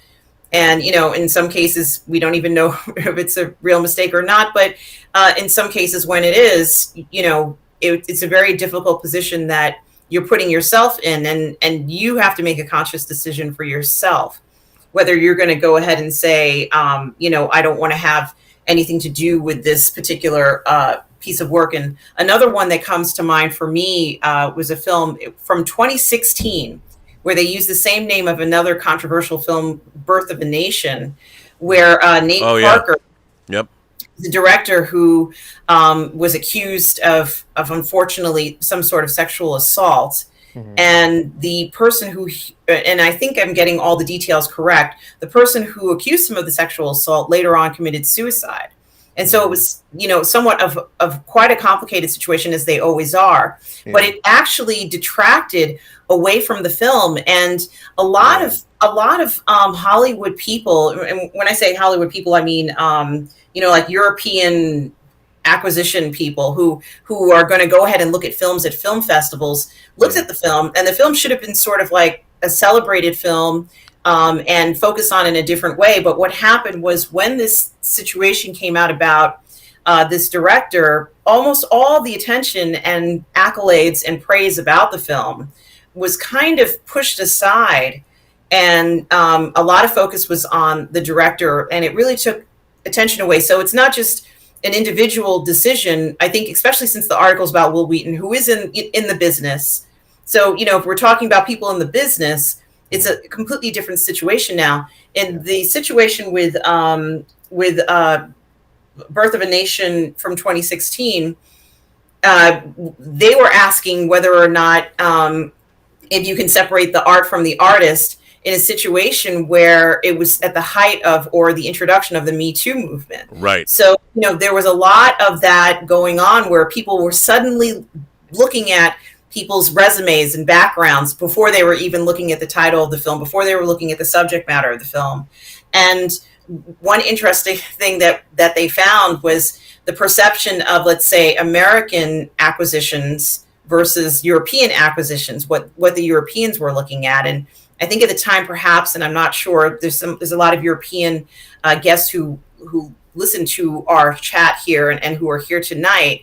Perhaps it wasn't as persuasive or pervasive in the European realm at that time. And so, perhaps people were noticing that it was being picked up by European venues versus American venues, where they were saying, no, don't touch that. Stay away from that. You have to stay away from that. There's this pressure that exists, much more commonly now. Where if we've seen that there's an associated pressure that comes along with a one particular group deciding that you can't support this particular film, and this is the reason why you can't do it. And I think that that's something that's very unique. And I think the closest thing that we could honestly say that could ever even occur or occurred like that in history might be when the Catholic Church would look at a film and they would say, if you go to this film, you're going to be excommunicated. And of course, everybody in the United States would go see this film. Everybody would be running into the movie theater to see it. Yeah. But now we're in a situation where the stakes are much higher.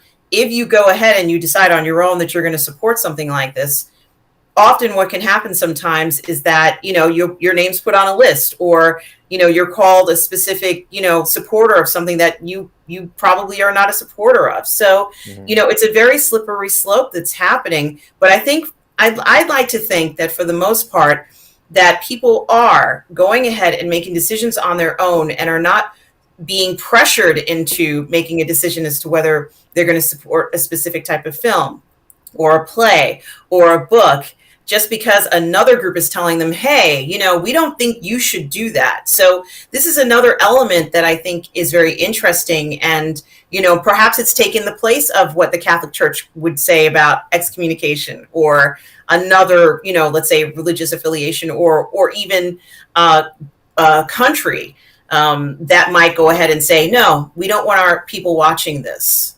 But we've seen time and time again in history, people will watch what they want to watch. And I think that will still continue. But, personally, I separate it, because if you don't, you can find something wrong with every single person out there. And I don't have time for that. Come on, not me. Just kidding. Now, Lael, I would ask you. I mean, you're an artist yourself. I mean, you work. I don't know a lot about what you do professionally, but you're an audio engineer. You're a mixer. You're a musician. So, obviously, in that world, you always meet people of all different shapes, sizes, colors, creeds, persuasions, moralities, all that. I would ask you the same question. Can you separate the art from the artist, and more importantly, should you? You know what? When we look at history, we look at, certain artists who are very influential on just, we have, decades and decades body of work that is timeless. We talk about, like, if we go back through history, we talk about, like, the great, Teddy Pendergrass, who basically, unfortunately, what happened to him and what he went through was basically a tragedy. And people, but he made incredible music. We talk about Al Green, certain things that went on with him in his lifetime. He made incredible music. People are quick, to, talk about, Michael, and what he may or may not have done. We don't know. I mean, and the thing is, some of the people that accuse him of certain things that he have done have actually come out and, it's come out and said that they lied about it due to the simple fact that they were getting, a substantial amount of money,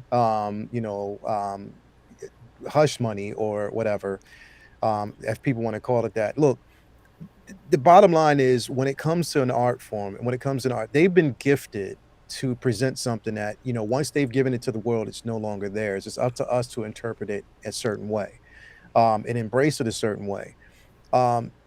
They're flawed. And the thing is, we as those who are fans of this work, we can almost say that we're just as guilty, because we've made these individuals superhuman. To believe that, they are above anything that is wrong and that they can't make mistakes. That when they do make these mistakes, then we completely tune out and discredit the artwork, just because this person might have done this. Now, this is going to be very controversial, what I'm about to say. And that's mainly because it's midnight metal. You're supposed to be controversial. Exactly. I came up around women. My mother, my father was there, but I grew up around a household full of women, and I was raised by that, and I was influenced by it. And I can actually say that my mother was the most influential person in my life. She is the one who steered me and always supported me in my decisions. And she supports you in Toys Wonderland now. She's a great woman. Exactly. So she's always basically supported me. Here's my thing. R. Kelly, very controversial based on what he's done and what's been proven that he has actually done. Okay. Well, and he was, he's been, exactly proven. So you cannot, there's no way around what he has done, and what he has done is completely wrong. I want to address it that way. It's completely wrong. What he has done is wrong. Now, you have to also look at, there's two sides to every story. Some of these women, okay, that were, involved in this situation, you have to also look at the parenting as well. Because before it even gotten serious, a lot of these parents knew this man and knew what he was capable of doing, but still subjected their children to that type of behavior because they didn't think about what the long-term effects that it can have on that child. They were talking about the fame. They were looking at the fame. I want my child to get to this level, so it's by any means necessary. Is that really? This is what you're willing to do? Now, I bring it up to say this. Regardless of how this man and what he did, you cannot discredit the body of work and the music that he wrote. I Believe I Can Fly was influential. And I don't care what anybody says. It was one of the most, because it spoke volumes to us and people who were dreamers, who were like, you know what? You can't tell me that I can't do this. I know I can do this. I know if I put my mind to it, I know I can do it. Regardless of the man and what he did, he was given a gift and he utilized that gift to write something beautiful. Do I condone everything he has done? Hell no. And if you live in my household, you would know I have daughters and what he did is unforgivable. But I will never discredit his body of work and what he's actually done and what he has brought. Same thing for people like Michael Jackson. Same people for there's different artists that, even like I said, Prince, one of the greatest artists of all time. In the very beginning, people were questioning his sexuality, questioning whether or not he was discrediting women or he was just putting women on a platform that they shouldn't have actually been on. Am I black or white? Exactly. Am I straight or gay? Yo. Ooh, controversy. So exactly, controversy. So this is what I'm saying. Like, people I believe in God? Exactly. Like, I'm looking at these things and look, people can look at me, and this is what I say, like, us being content creators, people can look at us and say, you know what, this is how we are in front of the camera. We may actually walk outside. Someone who has actually watched us on these shows may walk in. If you're in a crowd of people and someone says hi and you may not hear it, you might keep on walking. You'll actually end up on, oh, he's an asshole in person. You know, he's really arrogant, whatever. No, it could have been certain circumstances whereas I really didn't hear you. Right. I could have been a crowd of individuals. Yeah. And really, how did you know it was me if I was wearing a mask? It might not have been me. You know what I mean? But this is what I'm saying. This is what actually happens. You have to know, honestly, you have to know the circumstances, a set of circumstances. People, especially in the film industry or in any medium of entertainment, they are not superhuman. We have to stop giving them that level of, just saying that they are godlike. They make mistakes. They're just given a gift. They're given art forms that we basically enjoy. Now, also, you have to keep in mind that these people, especially in film, they have done, even if they've done something extremely terrible, you have to also keep in mind that there were other people in those films that worked hard. Well, that's what, Will Wheaton points out. I mean, You've got hundreds of people that worked hard to give you a form of entertainment. So when you discredit the actual project and the art because of one individual, you're also hurting the other individuals who put time and work, whether even people behind the scenes. Absolutely. They didn't do anything. It was the fault of that one individual. You know what I mean? So they can't speak. That one person can't speak for the others, the millions that have put time and work into basically bringing you a form of entertainment. Yes. I think that was very well stated. And I would like to point out that here's, as somebody who works myself in entertainment, when I'm like editing a movie or I'm working in post-production, that aspect of my life is very compartmentalized. Like when I sit down in my computer, like nothing else matters. I'm thinking about my work and my film work is completely like when I'm doing my film work, I'm not thinking about, I want to have sex tonight or this. I'm not thinking that. I'm just thinking about the work. And whatever goes on when I go outside, when I leave my computer or leave my tools or whatever it is, has nothing to do with the work that I've done. And you could say, yes, it's if you're an artist, you have appetites. Mm-hmm. And the thing that drives you, like there's a certain, and I'm not saying this about me personally, I'm saying anybody who works in any kind of art, whether you're going to paint, whether you're going to write, whether you're going to create television or edit or whatever, your life, your interests are compartmentalized. They're not all happening at once. So like I might be the greatest low-budget indie film editor of all time. Who knows? But when I'm working on a low-budget independent movie, that's all that matters to me when it's in front of me. Nothing else matters. I go out to a party. I like people. I like partying. I like having a good time. And let's say that I'm a little, oh, wait, I've had something to drink? No. Let's say I've had something to drink and I meet some girl at a party.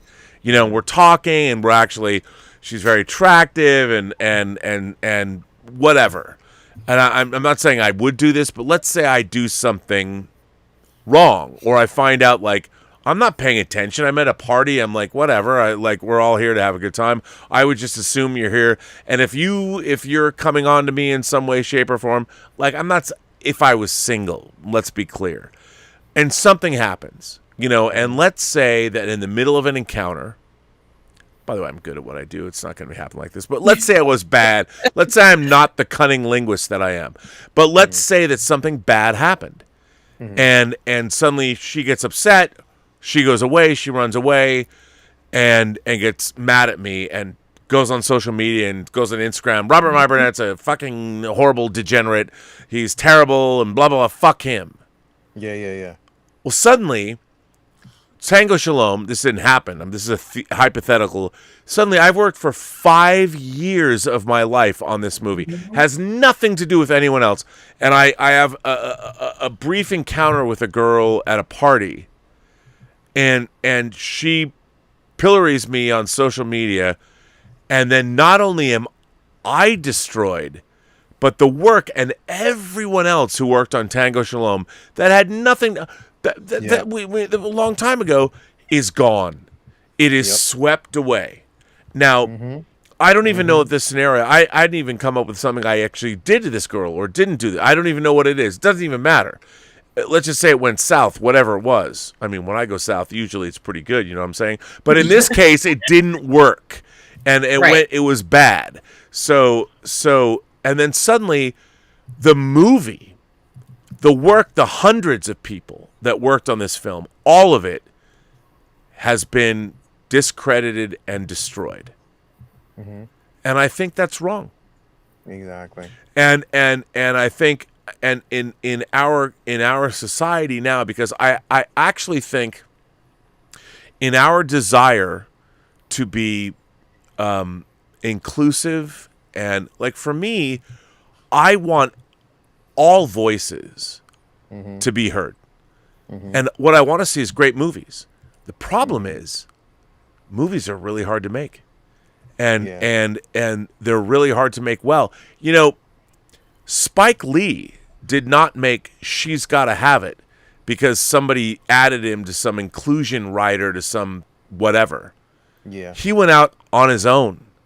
Found the money, found the equipment, found the wherewithal, found the collaborators, did all the work to make She's Gotta Have It on his own.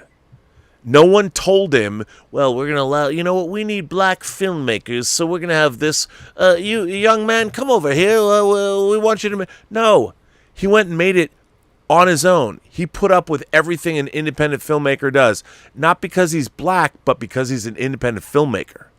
And he went and made a great movie about the black experience that was unique, had an amazing voice. I mean, if you saw She's Gotta Have It when it came out, I think 86, I'd never seen that shit before. I'm like, I loved She's Gotta Have It. I was like, who is this guy? And what's he going to make next? Yeah. Well, then he made School Days. Okay, not as good as She's Gotta Have It. But then, Do the Right Thing. Yeah. And nobody was giving him something.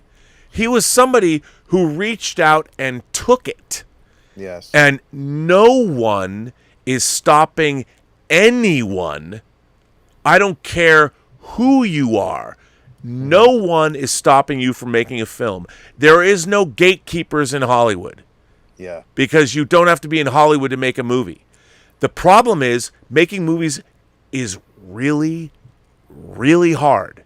There are no shortcuts. And I feel a lot of people who bitch and moan and complain don't want to do the work. Exactly. And the fact is, if you want to create art, it's up to you.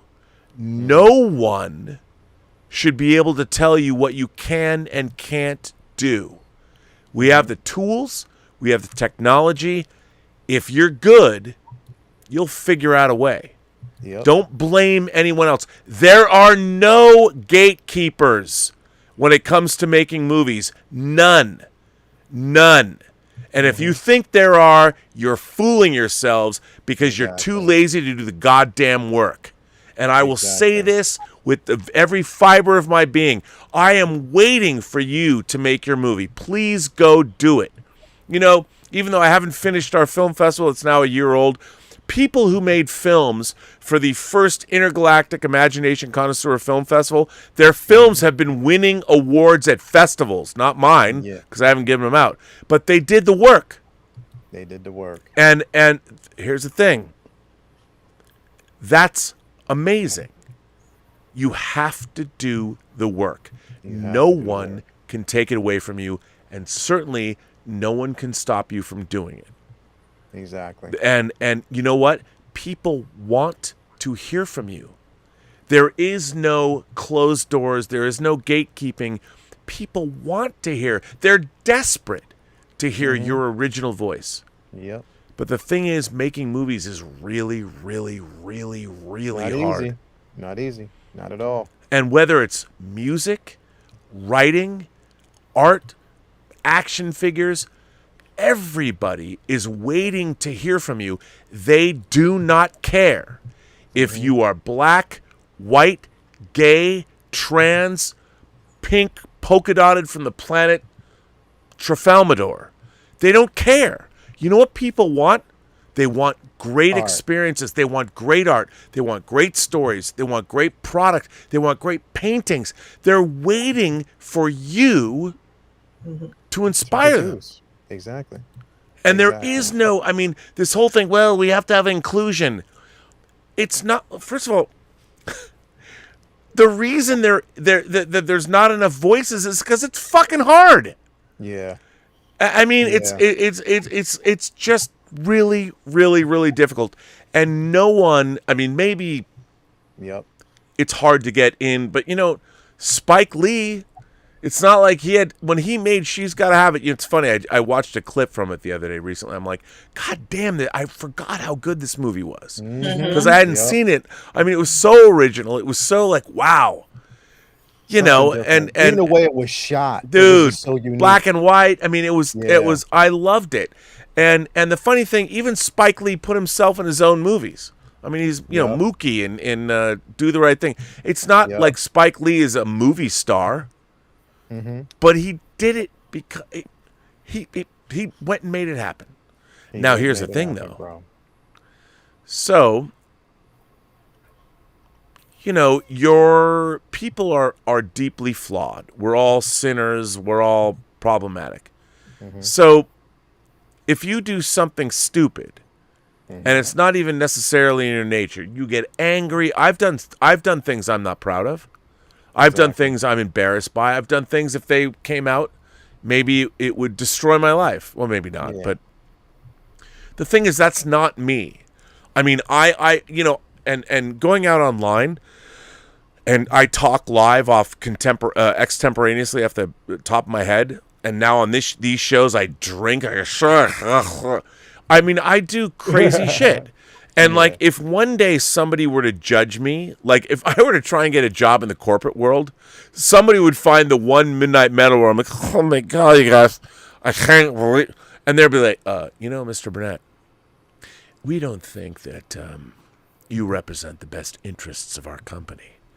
And I'm like, wait, one or two or three episodes of Midnight Metal of the 754 episodes of Robservations, or the 150 episodes, or the 1,000 episodes of the John Campea Show, or Tango Shalom, or whatever. None of that matters. No, because, you know, you did a couple episodes of Midnight Metal where you were a little sloppy drunk, and we can't have you representing our company that way. It's a damn shame. That's where we're at. Yep. You know, and look, there are people that even go to jail and serve time, and they come out, and people are like, I'm never going to hire that guy Yep. or girl. Yep. And the real question we have to ask ourselves, and look, I'm not apologizing for people's horrific behavior. Nah, not in the least. I'm not. And I don't think we should. I don't. You need to own it, man. I mean, Yeah. I talked earlier. One of the things I always liked about being Jewish is that you're never absolved of your sins. And in September, usually, we have Rosh Hashanah, the New Year, and then we have Yom Kippur, which is the Day of Atonement. And between those days, the 10 days are called the Days of Awe. And when you get to Yom Kippur, you have a new year. The idea is you must appear before God, and you have to basically say, I fucked up, and here's the fucked up shit I've done. Yeah. Now, you're not absolved of it. God does not say, oh, my son, no. God already knows what you did. Yep. God's not going to, and he's not going to absolve you of it. What God wants to know is, do you know what you did? Do you know what you did? And what did you do to change it? That is right. And you have to get up there, and Yom Kippur, the Day of Atonement, is where you atone for what you have done. You know, or figuratively, metaphorically, however it goes. And then the question then becomes, did you learn from that? You're going to change your behavior? Going to do it again. But every year it's the clock is set back. You atone, and you know what you do, and hopefully, but in this day and age, what I find what I find really disturbing is that there's a lot of people who, look, human beings are deeply flawed, and if you look at what we do, what we want, we're creatures of lust, of greed. You know, we're imperfect. Now, do I want to absolve people of their sins? I do not.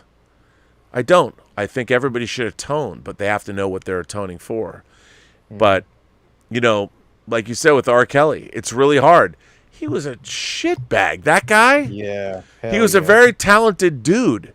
Talented dude. But at the same time, I mean, he's Yeah. banging chicks and turning them into sex slaves and doing Yep. horrible stuff. But the funny thing about it is, I'm sure when he got into the recording studio, whatever he was doing in his personal sex life never encroached on his work. I mean, it might have informed his work, but really, as I know, you know, you're not, when you get into a technological environment, you're pretty much focused on what you're doing. And you know what, Rob? Real quick, here's the thing about that. And here's another thing about that. You think for 1 second, and people have to realize this, you think for 1 second that R. Kelly is the only one that's done this same thing, that is doing this? Oh no, my God. he's not. It's No. just the simple fact that his stupid ass got caught. Like, plain and simple, he got caught. And he was basically, now he's the martyr for it, to whereas now, thank God, everybody is being looked at, and everybody, especially under these particular circumstances, now we actually have to see that they are coming down to earth. They are not as superhuman as we believe them to Right. be. And you have to see it that way. What he did is unforgivable. I have children. I have two daughters. That I love. Actually, if I counted it all, I have a total of Your 6 daughters, I think, I would say they're very lucky to have you as a father. And I live in the age, and I tell my daughters this every day. If it basically became between you and me walking off a cliff dying for you to live, sayonara, plain and simple. I'm going. Wait, can I just ask you to ask them to call me about your figures? Because I'd love to take those figures away when you've gone off the cliff. I'm just saying, I don't mean to denigrate what you're saying, but you know, I want to make sure your collection's taken good care of. Exactly. And I will split it. Split up and make sure it's taken care of. Good, in good hands. Just but want what to I'm say saying is, what he did is unforgivable. And I will never forgive a man like that who did that. And he is going to get what he deserves, his just deserves. He's going to get that. But at the same time, I know that whenever his music comes on and certain songs come on, I'm like, damn, he fucked up and I can't stand the guy, but damn, he wrote a hell of a song. Plain and simple. Well, that He I wrote mean, a hell of a song. but okay, but that's the core of the argument or core of the question. Now I have to ask you. Yeah. See, to me, one thing really doesn't have anything to do with the other. Yeah. Because people are compartmentalized. Mm-hmm. And I'm like, look, you know, if I'm working on a film or something, if I walk into a situation that I have no idea what's going on, like if I was married, my wife didn't cheat on me, as far as I know. But if she did, if I walked into a room and saw some guy plowing my wife, I have no idea how I'd react. I've never had that situation. I might react completely irrationally, and I don't own a gun, but if I did, let's say I did, and I gunned them both down and killed them both. Now, I didn't even know that was going to happen when I came in from a day of working on a film. I had no idea that when I walked into my own home, I was going to find my wife in flagrant, whatever that word is, this French saying, whatever. I had no idea that was going to happen. And I had no idea at the time. I might have a 14-hour day in the recording studio or whatever. I come home and I walk into something. It's out of my experience. I had no idea this was going to occur. I had no idea how I'd respond. It was not premeditated. It drove me absolutely insane or crazy. I whipped out a gun and killed them both in cold blood. Yeah. And then I'm standing there with a gun in my hand, and I'm back down to earth. I'm like, wait, what? You know, I think a lot of the time, and I'm not saying there are people that have systemic, like Harvey Weinstein was the ugly Jewish kid that no one would sleep with when he was in high school, and he clearly used his position, and he had a lifetime of developing his fetishistic, weird power trips, misogyny, and women. And that guy, a piece of shit, you know, and not only that, he edited movies that shouldn't have been edited. So he was a terrible human being, but you can look at him and understand why he became that way. You can understand his pathology. Yeah. And I'm not saying it absolves him of that, but I mean, it was a whole industry enabled him, so they helped. And no one ever said, dude, come on, man, you know, and no one would, because he was the king of Hollywood for a while, winning everyone Academy Awards. And that's the whole thing. Like, everyone now is like, oh, Harvey, we all knew. No, you didn't. You fucking enabled that guy. The entire town enabled Harvey Weinstein. Everybody was complicit. But nowadays, we're going to distance ourselves. No. Let's be real. Yep. You know, let's talk about it. He made some great movies. He got a lot of people Oscars. He had great taste. He worked his way up. He busted his ass. But he's also like an ugly fat kid that used his position to get what he couldn't have, which is the thing he wanted most, was hot chicks. And yet, the man never knew the joy of a woman wanting to make love to him because she loved him for his own sake. Yeah. And that's what he really was looking for, and he never had it. He never had it. And that's the thing. Like, here's my thing. It's like, and even people who were friends with this guy, people who close with this guy, now when everything comes out, because you want to protect your integrity, your image, and your brand, now you're coming out and saying, yeah, he was wrong. I would never associate it. But you were cool with him. Yeah, you were seeing pictures. And so obviously you knew certain things were happening. But now that this has come out, you want to separate yourself from it because you don't want to be. No, but when you had a chance to speak about it, you didn't. You know what I mean? So this is what I'm saying. Like, it's wrong. Or for instance, Alec Baldwin, what's going on right now with him? Now, people, and I'm telling you, it's going to happen because people will basically jump. And mind you, it was a tragedy, something that he didn't mean. It was horrific. And my heart goes out to that woman's family. You know, plain and simple. Oh my God. And it expects. But I was reading comments. People were like, you know what? He should be this, that, and the third. And he was wrong for what? So you're attacking this man for a mistake that wasn't of his own making? You're attacking him and saying that he shouldn't make another film? This man was distraught and still is. Still is. Oh no. And his life, you know, it's funny. He's not a bad guy.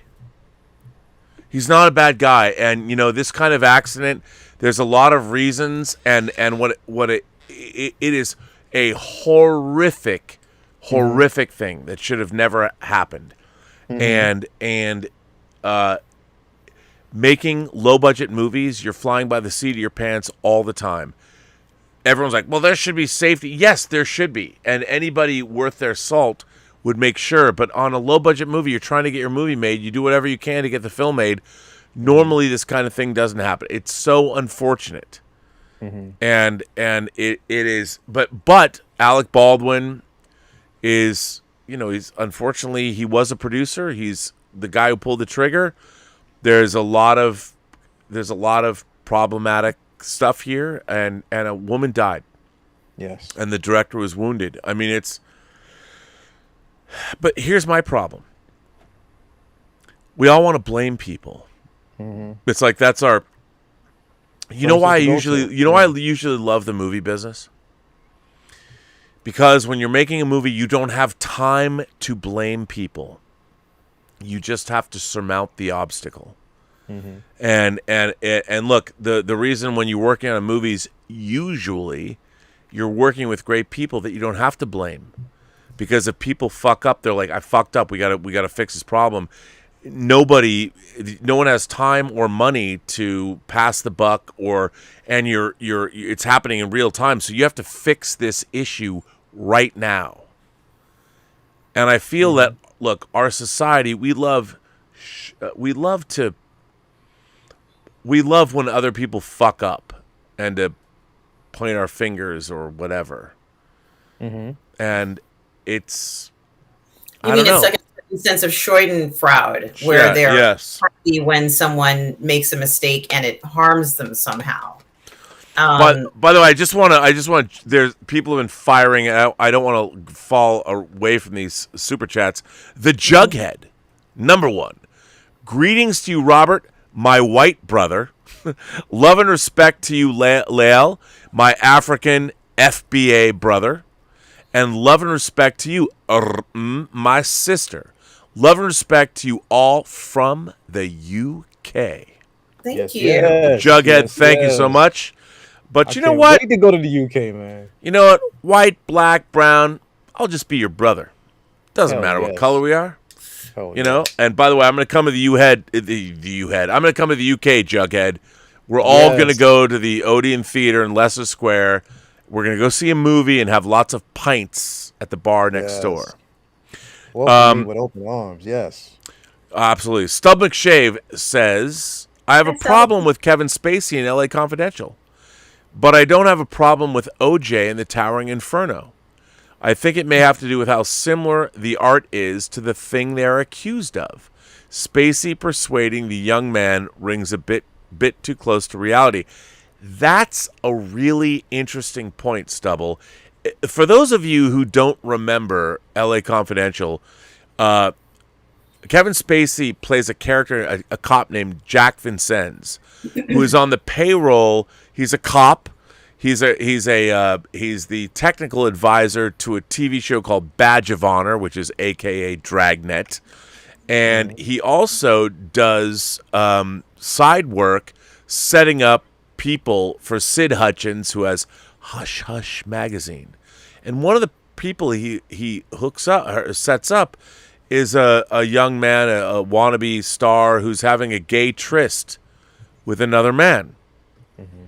And I understand that. Like in that movie, Kevin Spacey is doing in the film what he's accused of in real life. And I will say this about Kevin Spacey. I working on Superman Returns as a documentarian, I observed Kevin Spacey's, I'll say it, bad behavior. I liked Kevin Spacey, but he was very problematic. The reason he was problematic was because he wasn't out. Yeah. He had not been able, he knew who he was, but he had not admitted it publicly. And he was using his clout to pressure people, or he was doing bad things. But he was doing bad things because he felt he couldn't be who he was in public.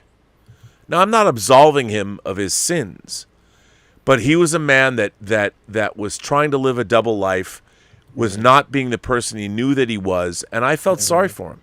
I felt sorry for him when I literally had him in my lap singing Bobby Darin songs in the back of Brian's car in my face while we were working on Superman Returns. And I felt sorry for him there because I really appreciated his talent.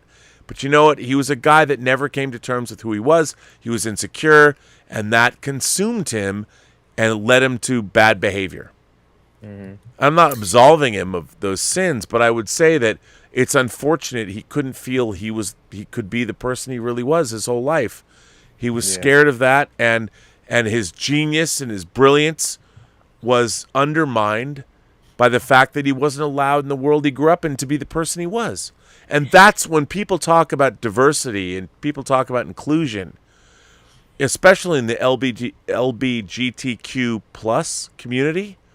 What we want is these people to be able to be who they are, to feel free to come out and be the people they are, not hide. It's that hiding and the feeling they can't be who they are. That's what grinds people up and drives them crazy and causes people to act out. And when they have a few too many drinks, they do things they shouldn't do because they're not being themselves. And that's what's sad. Yeah. Well, that's an example of art being reflective of the person's horrible actions. And of course, it's predated what we knew about that particular artist. There was an example of Louis C.K., who's a well-known comedian, and he was unfortunately accused of sexual misconduct with multiple women. Yeah. And what made this such an unusual situation, as an example, is the fact that he then went ahead and had a comedy special where he mistakenly made jokes about the accusations. Right. And, while it was in a period of, flux where, no one knew what the outcome was going to be. Yeah. And, unfortunately, since actors tend to portray characters that aren't their actual, in real life, they can be put in a situation while they're in a movie or a film where they're doing things that, they don't actually do in real life, but they might, like, for example, Felicity Huffman, where she played in Desperate Housewives for quite a long time, a very successful actress. Yeah.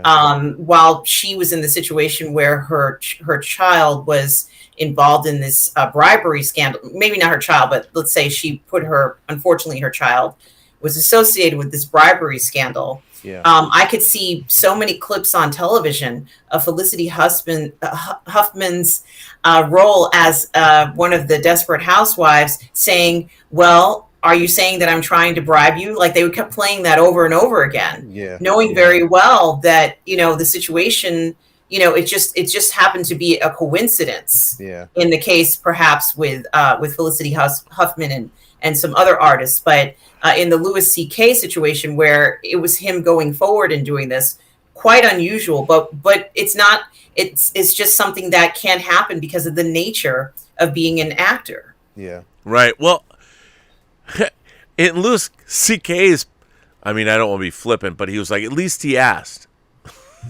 Here's what I think. Here's what I think is really the most difficult thing about all of this. Human beings are complicated. We have desires, we have imaginations, we have things, and a lot of us are not afforded the opportunity to express ourselves. We have to keep these things quiet. We can't tell anybody. We feel we can't because our society, especially in America, we whatever your sexual proclivities are, hopefully, God bless, you're with somebody that you can be honest with and they're compatible with you. And, in terms of that kind of thing, you get what you need. Or, or you can exercise your demons that you've had because you have somebody to talk to or you have friends that guide you. I think unfortunately, a lot of this kind of behavior occurs because people have to hide who they are. They're not given an outlet. And I think it happens more in America because we're less comfortable with the idea of being human beings. Europeans and Asians, they've been human beings thousands of years longer than Americans have. So they have a lot more going on in their cultures. But, you know, I don't want to absolve anyone of responsibility. I think the real problem is, and what I think is amazing about the modern age, is all of this discussion about people are realizing that they can admit who they are. You know, they can come forward and we have to look.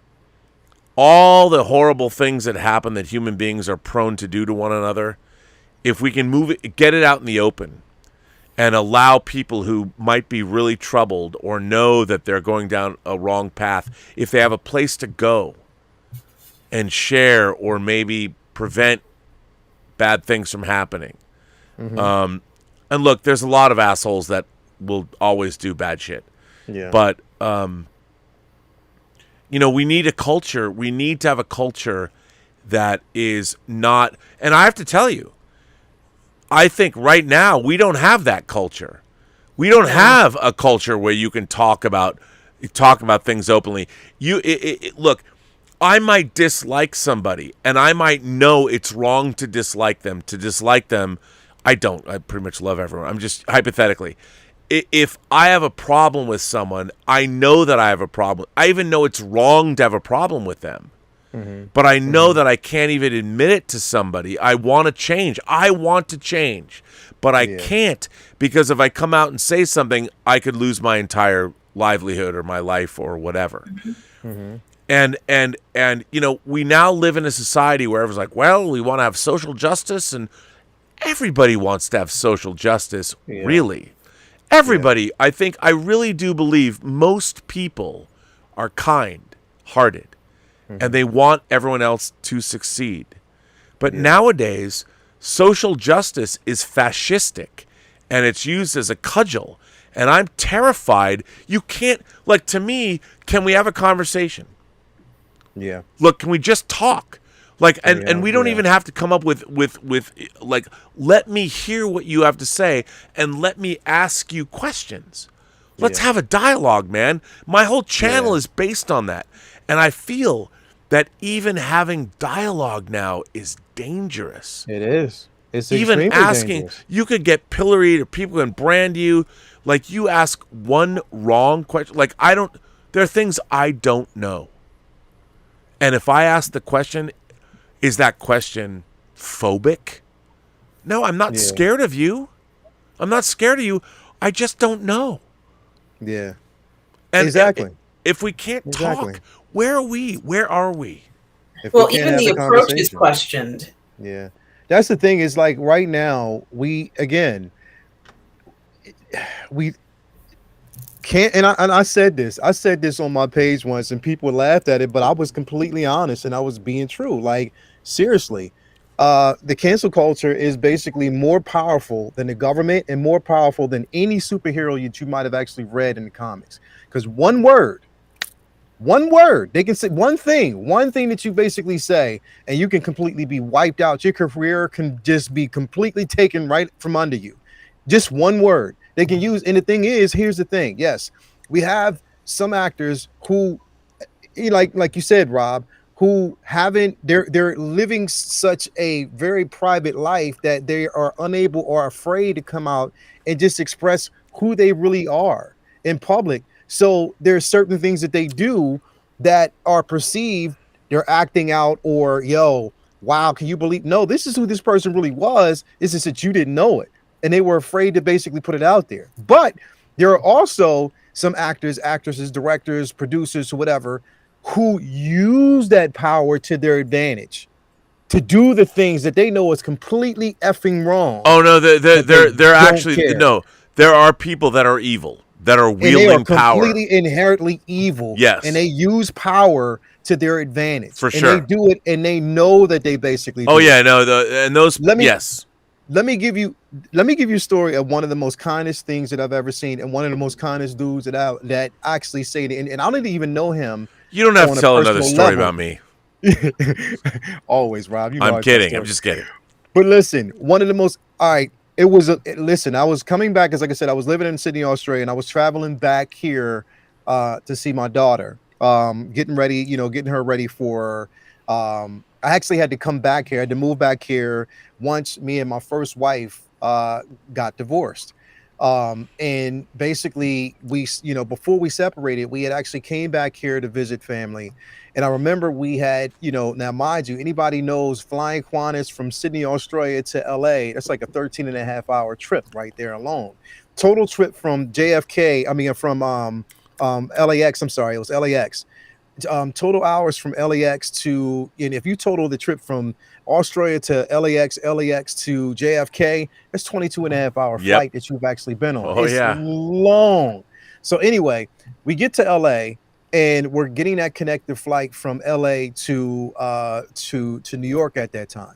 So me and my ex-wife were sitting there. We had just got something to eat. We're basically waiting to board the plane again. So we were just up there talking about. So she was with you in Australia. Yeah, she was with me. Well, not Toya, but my first wife. Yeah, first wife. That's what I mean. I met my first wife in Australia when I lived there. So basically, we had flown back, and we were having just like a casual conversation about film and stuff like that.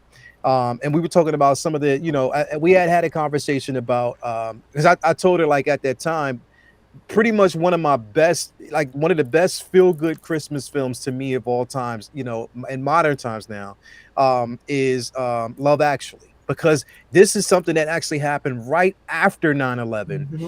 And it just showed how all cultures came together, and it was so symbolic of what it means to actually have a holiday where everything feels good. I love that film, and we were having a conversation about it. By the way, I love it too. Love that film, bro. I love it.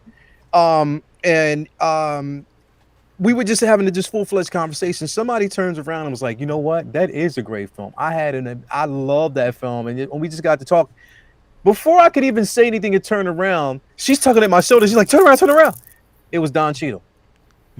Wow. It was Don Cheadle sitting right behind us and was listening in on the conversation. It was just talk. But the thing is, took pictures with us. We had a conversation, and it was just that alone, that engagement was kind. And mind you, he was in business class, first class. We didn't see him after that. I mean, come on, but at the same time, it was just the But he spoke to you, and he spoke, and he just basically same thing happened.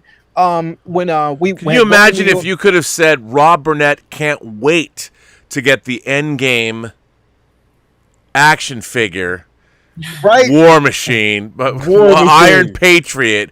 Where is it, Don? With that head sculpt that you... Oh, wait, hang on. I digress. Sorry. Listen, I'm telling you. So, same thing happened in New York. We were, as a matter of fact, I was at the... I forget the name. It was a bodega, but then it was a cafe. Was in a cafe. Now, this must be a known cafe at that particular time. It was actually on 48th and 8th, right down from the Belvedere Hotel. I know what that is. There was a nice little cafe. In there, walk in, go get like just a regular bagel and a iced green tea. In walks in Michelle Pfeiffer, bro. She walks in like it's nothing. She comes in there, says hi to everybody. Bro, she is the most down-to-earth individual that you will ever meet. Sat down, had a conversation with the guy, and I'm starstruck because I'm just like, wow, that's Michelle Pfeiffer. I can't believe it. But she's kind, bro. Like literally, like the person you see on camera, outside of that, she's an amazing person. There are some people some actors and actresses that even outside of what you see on film, they're amazing individuals. But there are some that when you see them on film, you basically see how nice and kind that they are on film, but in public, they are complete assholes. Like literally, that's just the way they are. But their art speaks volumes. You're engaged with that character, but when you see him off camera, it is something totally different. They are complete. But they don't know us. They don't know us anything. That's why they're actors. Exactly. They don't owe us anything at all. But again, this is what I'm saying. We give them that level of majesty because of how we see them portrayed. Yep. So we don't think that they can make mistakes when they actually do. You never know what a person is basically living with. You know what I mean? And what they're basically dealing with. The most humane thing for me is, may he rest in peace, the great Chadwick Boseman, who was dealing with cancer the entire time in pain, but yet gave us some of the most amazing bodies of work, but still basically did it. He didn't have to tell anybody, and that's what this the thing is, and I heard this, and it pissed me off because one person was like, you know what? How come he didn't tell us that? This, that, and he doesn't have to tell you a fucking thing about his life. By the way, his performance in Ma Rainey's Black Bottom. Oh my God, was amazing. And amazing. You know what amazing. One of the things that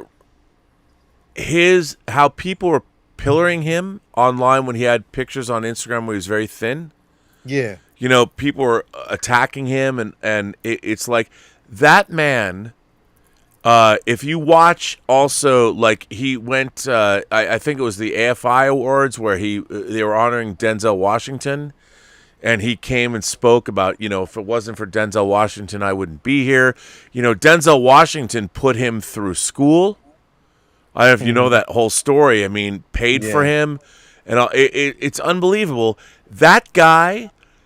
Chadwick Boseman, like you said, the entire time he played Black Panther, he had cancer. He was fighting cancer, and he, I don't even know what that's like. I mean, he knew that he was fighting a losing battle. The man never gave up. He never surrendered. He and you look at and you think about all these people that bitch and moan and complain, it's a luxury. If you're going to talk about how non-binary you are and go on Instagram and make TikTok videos and all that, remember, it's a luxury because you're not fighting for your fucking life. Exactly. And I think, by the way, some people are. Some people really are. The violence and the horrors people have endured through their lives are actually real, and we should never forget about those people. But my God, man, I want to live in a world where people make shit. I don't care what it is. Just make something. I have to say, there was a trans woman who made a movie for the Intergalactic Imagination Connoisseurs Film Festival that I threw last year. I really liked it. I really liked the film. Has her. She shot it so you only see her legs. Walking, and she's talking to a man that she's made a date with, and she's very excited about the date. And you hear her talking, and she's going back and forth, and you see her shoes in the foreground. And you realize that the guy she's talking to is chickening out and is not going to go on the date with her. And then at the end of the film, you don't see her face at all. And then she shows us her face. She shows pictures of her face. And while I actually really love this film because it was so unique in the way she presented herself and everything. I thought it was so unique. And at the end, when she finally shows us her face, I thought it was very uplifting and moving. And I even wrote her back, and I said, I really like this movie. I haven't heard from her since, and I hope she's okay. And I really loved the work that she did, and I thought it was very brave, and it was also innovative and interesting. And you can see it; it's on the Burnettwork channel still. But I really liked it, and it was one of those things where, like, I just made up having a film festival while I was live one day, and people sent me film. And yes, I haven't lived up to like giving the awards out. But for me, the whole idea was people should make films, and they did. And I put them on the channel, and I was so excited about getting every film in, and I've disappointed so few people watch them, to be honest.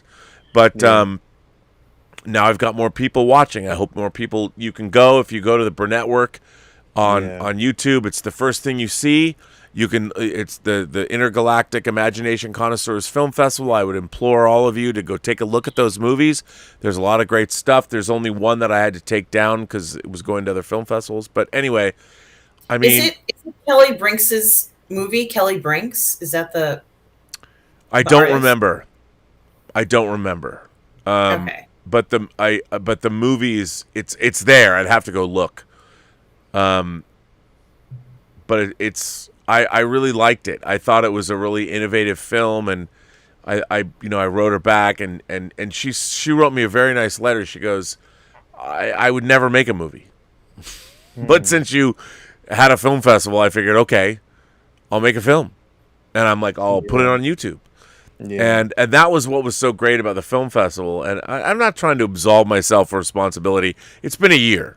It's time to give the semifinalists their due. Yeah. And give out the awards. Because we do have awards to give out. And we have some cash prizes to give out, too. I'm looking forward to it, Robert. We've been waiting, and it'd be great to see that, you know. It's going to happen. It's going to happen. Yes, But that film in particular, it was really interesting to me because of all the films that I got, that stuck with me because first of all, I thought it was really innovative. The way it was presented, I'm like, wow, this is really, and I was like, oh man, I wanted her to get this date so bad, and when she doesn't, I'm like, fuck. God, what a dick. Just go out with her. Like, you're calling her, like, and what was really interesting, you know what it conveyed to me? Like, they had met somewhere before, and, like, he had sweet-talked her, and she was all excited, and, like, she was really excited about this date, and this guy fucked her. Like, I mean, not fucked her, but fucked Fucked her over. Yes, and took her desire, and I thought that, here's the thing. Yeah, and I thought that what she set out to do, the movie she set out to make, I was like, this is really, it really conveyed what it was she wanted to convey in the film. And I thought, man, it was good. It was really, now a lot of people would say, like, you know, it was just very innovative, and I really liked it. And I was like, it stuck with me because, you know, in terms of like the trans community, people want to understand. I was like, oh man, I got it. What it's like. I mean, you're putting yourself out there, and it's you're taking a risk, and then you get it slammed back in your face. It was a good movie. Anyway, Cardinal Sin says, if I were single, subjunctive mood. I don't quite know what you mean by that, but are you not single, Cardinal? I didn't know that you weren't. I don't know. Thanks for the super chat, Cardinal Sin. That's a good one. The lovely Connie Sang, who I am very fond of. Connie has been a great supporter of this channel, and I've gotten to know her lately, and she's a very, very cool woman. Connie says, in my decade in the music business, I was put in many uncomfortable situations, but shout out to all the men who also protected me. That's good to know. Well said. Well said. Well said. Louis, I don't know if it's Louis or Louis, like Louis Armstrong. Louis Libetz sends in a super chat and says, yo, stopping by to say hello. Much love to you all. Rob, Lael, and Mmmm. Much love and respect. Well, thank you, Louis. The Jughead one from the UK comes back and says, laugh out loud. You're on, Rob. When and if you venture over here to Old Blighty, we, yourself, Lael, will meet up. The pints are on me. Well, far be it for me to say no to a pint. But even Lael says he doesn't drink, but I think if we all go to, look, we'll take this show on the road. We'll do Midnight Metal from London if we figure out if we get a sponsor or something, you know, we're coming. Virgin Airways, come on, Richard Branson, sponsor that shit. Cardinal Sin says, the Young Turks asked Kevin Spacey during a signing session, what about the allegations that you're gay? He said, it's absurd, but was smiling at the time. Yeah, see, I don't think that's cool, man. He didn't help anybody with that. I don't know. Glenn Mark says, hi again, Rob. Where can I find you and Tom's Bond reviews? Well, they're on Midnight's Edge. Thanks. Hey, Lael. When are you coming to Aotearoa? That's New Zealand. By the way, another place. I lived there on and off for 4 years. My God, do I love New Zealand. I have relatives there, and their visit is well overdue, so perhaps very soon. We should all go. I mean, look, if I made some money, the same kind of money that other YouTubers make, if I had 300,000 subscribers, I would totally take this show on the road. I would finance it would be great to use money you make on YouTube to literally travel around the world and go, and not extravagantly, but to go and just meet people. Like, how cool would it be to take this show and take the Midnight Metal World Tour? You, Lael, me, Dave Parker, a few other people, and just Let's do it, Robert. Let's fly coach, and we'll travel around the world, and we'll just go meet people and do live shows around the planet for 6 months. And what would be great is we could self-perpetuate the trip by making money via super chats and tips and memberships and all that. Who wouldn't we'll want have a tip jar too, Robert. We'll have a tip jar. Yeah, and a tip jar. But that would be, that would be the thing to do. Wouldn't that be great? It would be great. And I'm going to have to say hi to because you mentioned New Zealand, I have to say hi to my cousin, Stuart and Mary Rose Pampalone. Love you guys. And maybe, I'll see you guys soon in New Zealand. Kelly Brinks, you were saying, did Kelly Brinks make that movie? It wasn't her, apparently. Kelly Brinks was just giving us a donation, a very generous donation, which I'm grateful for. Paul in Long Beach says that it was one of the first submissions. Yep, it was to the film festival. It was that particular film. So, No, it was great, and I was proud to have it. But I even wrote the filmmaker a letter and didn't hear back. So hope she's okay. Cardinal Sin says, not to mention the short story competition. I know, but I felt if I haven't finished the film festival, I can't start the short story competition is going to start, just so you know. The so film it hasn't started yet. Well, people have sent submissions, but it is going to start. Oh. No. What happened to Lael? I do not know. Let me just send him a message. Yes, Cardinal, we'll get back there. Cardinal Sin goes on to say, Rob, you said, if I was single, it's if I were single, subjunctive mood. Understood. If I were single, thank you. Oh, I'm not single, but... He means just the correct way of saying it. Yes, it's true. Mark O'Brien sends a super chat and says, R&B, Lael, Rrrr, have restored my faith in fandom and people these last few weeks. My God, that's a very nice thing to say. Thank you so much. I appreciate that. Can you guys hear me now?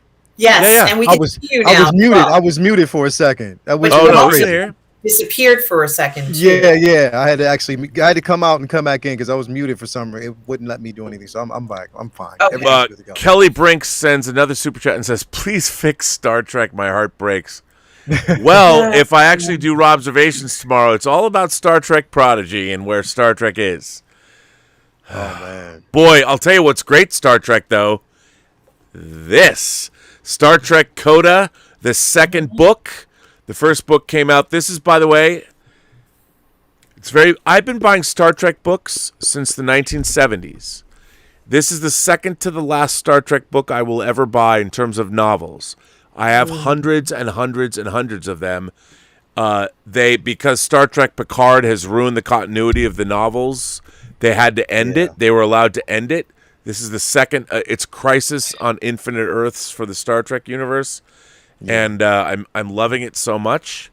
And some of my favorite Star Trek authors, Star Trek novelists, and David Mack, who's a consultant on Prodigy.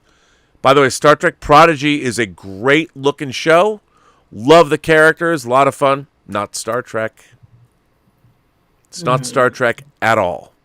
Yeah. And I think that there is such a fundamental lack of understanding. If I can digress for a minute. Go ahead. I hear a rant coming on. There you go. No. Let's go. I just have to say that Star Trek is about human beings. It is about mankind, us, human beings from Earth, having sorted out our shit, moving out into the cosmos. Now, certainly we meet the Klingons, the Andorians, the Romulans. We're surrounded by aliens. But at the core of what Star Trek is, it has to inherently be about us, human beings. Yeah. Yeah. Now, Star Trek Prodigy is about a bunch of aliens. It's Guardians of the Galaxy. Even they say it's like Guardians of the Galaxy. It isn't Star Trek because fundamentally, it isn't about human beings. And if it's not, if your focus, like you know, if you were going to do Mobile Suit Gundam, and you weren't going to talk about the Principality of Xeon or the Earth Federation or all that, it wouldn't be Gundam. Well, Yeah. well, the you know, I understand there's aliens all around the Star Trek universe, but first of all, the idea that Star Trek, well, we have to make Star Trek appeal to children. I was 5 years old when I started watching the original series, and then in a year later, apparently everyone's forgotten they made the first Star Trek animated series for kids that actually starred the original voice actors, with the exception of Walter Koenig, and Exactly. it was written by the same people. Yep. And while it had limited animation, it was award-winning. It was 22 episodes. There was great stuff there. And what was interesting about it was still Star Trek, even though it was on still Saturday. connected to the lore. It was still connective. Yeah. And I watched Prodigy. It's beautiful. Really well done. Everything about it is great, except for the fact it ain't Star Trek. It's not about humanity. And Star Trek has to inherently be about humanity. It's not aliens in the far-flung reaches. It's fine, but you have to have a human core. And they're like, well, Rob, you know, there's the hologram of Catherine Janeway. No, that's lip service. I get what they're trying to do. But Star Trek didn't need to pander to kids. It got kids on its own. Anyway, that's the end of my rant. The film that you were talking about was found by Paul from Long Beach. The film is called I'm Good, and it's by written, produced, and directed by Cynthia Barlow. Cynthia Barlow, you did a great job. Thank you, by the way, Paul. Paul from Long Beach is one funny fucker, by the way. He is he has an incredible sense of humor. The great Muda sends in a super chat and says, gotta go. Love you all. Thank you. Kelly Brink says, I apologize for Rob getting into a rant. My bad. Not a big rant. Just a little rant. Just, you know. You need a rant. You need a rant. No, I think it's important to really even just talk about Gene Roddenberry's vision and his, you know, and I think that the most important thing that I've always taken away about it is that, you know, sometimes we see these recordings of Gene Roddenberry in the early days when he was doing, you know, the original series. And, you know, the importance of that time period, 1960, at a time of incredible change and just pretty much defining what we want our best future to be in not just in the United States, but in the world. And his ideas of trying to go ahead and intimate to a viewer who may not even be into space travel or science fiction. And I think he chose, in my personal opinion, he chose space travel because of the space program and the popularity of it at that time. But, you know, if we really look at this, what he was trying to do was to inform everybody just of a different way of looking at how our society was shaped at the time. And, you know, I think that if you ended up walking away from the series or every episode in contemplative thought. Sometimes it was right, sometimes it was wrong. You had to make that decision for yourself. But his vision overall, and I think that progressively we've been very lucky up into maybe 2009 to have that vision continue of what he was trying to convey to all of us. His vision is so incredibly clear. Now, it's up for interpretation. Like I said, there's one episode where a group of people are going to be displaced. And the Federation, I'm not going to get too into it, and Robert and Lael, you probably know the name of the episode. I don't. But what's interesting about the episode is that is it a Next Generation episode?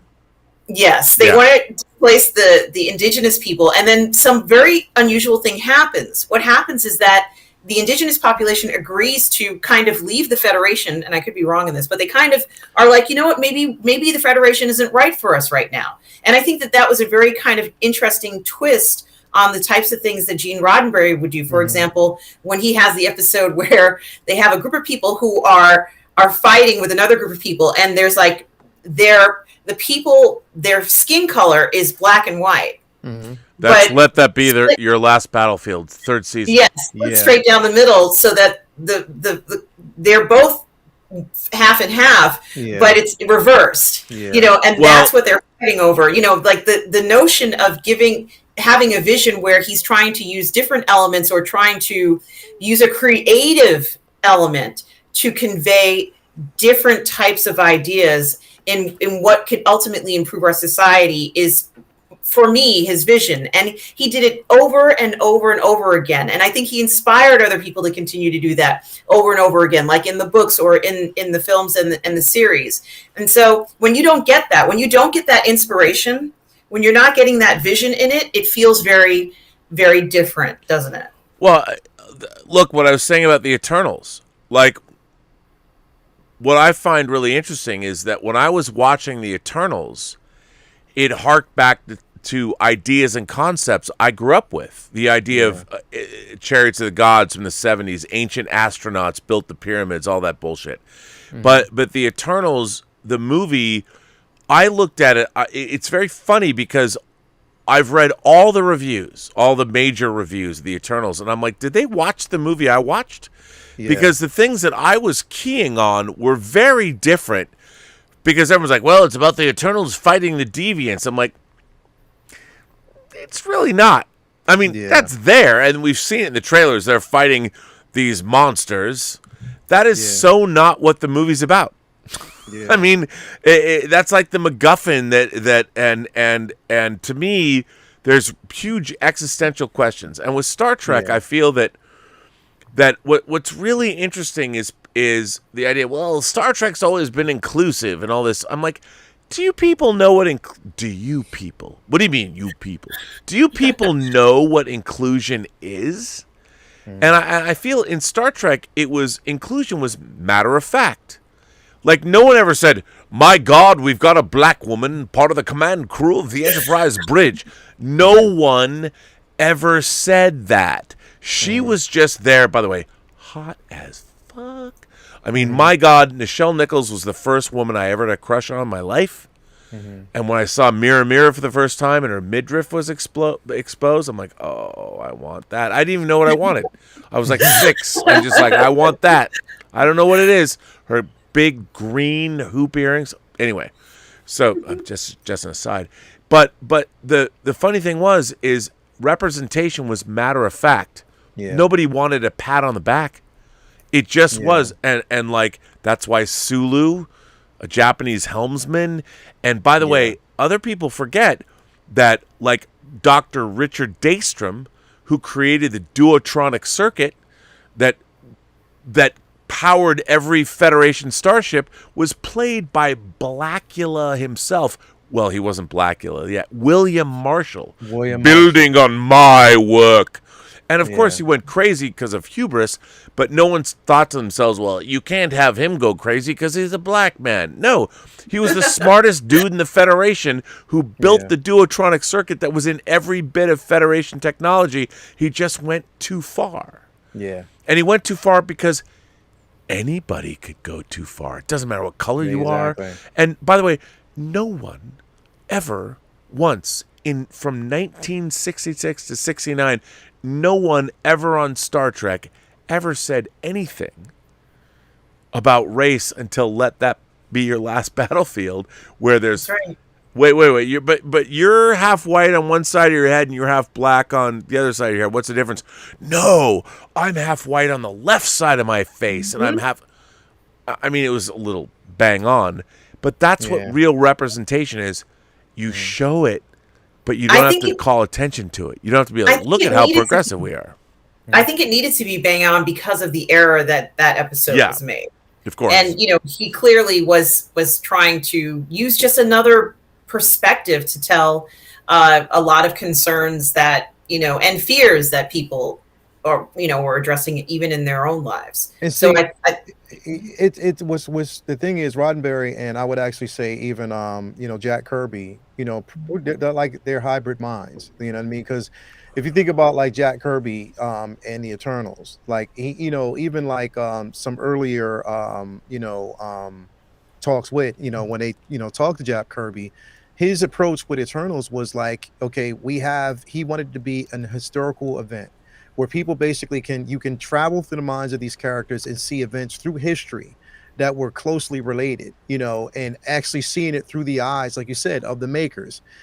You basically had, the Eternals who were placed here for a specific reason. Evolution, from the Celestials on passed down through the Eternals and in humanity, how the mutant gene was basically created, how basically the serum used to create the soldiers was instilled. We even find out that basically, through history, that Tony Stark himself wasn't the actual child of Howard Stark. You know what I mean? He wasn't the actual physical child of Howard Stark. He was adopted. There was another child of Howard Stark that wasn't put out in the forefront. How Howard Stark got his knowledge that he had gotten, like how smart these individuals were, was passed down through certain things that were manipulated by not only just the Celestials and High Evolutionary himself, but the Eternals. It's evolution. And that's basically where Jack Kirby was going with these particular characters. If you think about it, people have to understand the Eternals. We're talking about the name itself says it, the Eternal. Right.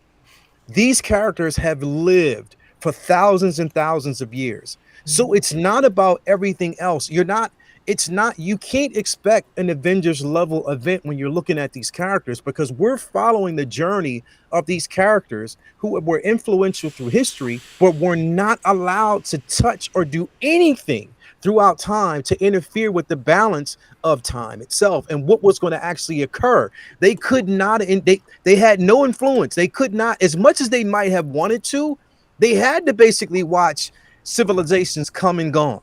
You know what I mean? They had to watch that because they couldn't do anything at the end. Yeah. I have to say that there's moments in the Eternals movie that, and this is why I feel the reviews that people have written, I'm like, I really feel like I'm an outlier. And I'm like, were you watching the movie that I watch? I feel that, and there's actually, you've seen in the trailer, some of the trailers, there's a nuclear explosion. Yeah. Let's just say that one of the characters, it's referenced in the movie on a personal level. Yeah. And it was heartbreaking. And I feel like, and look, I understand. Is it the greatest movie in the world? No.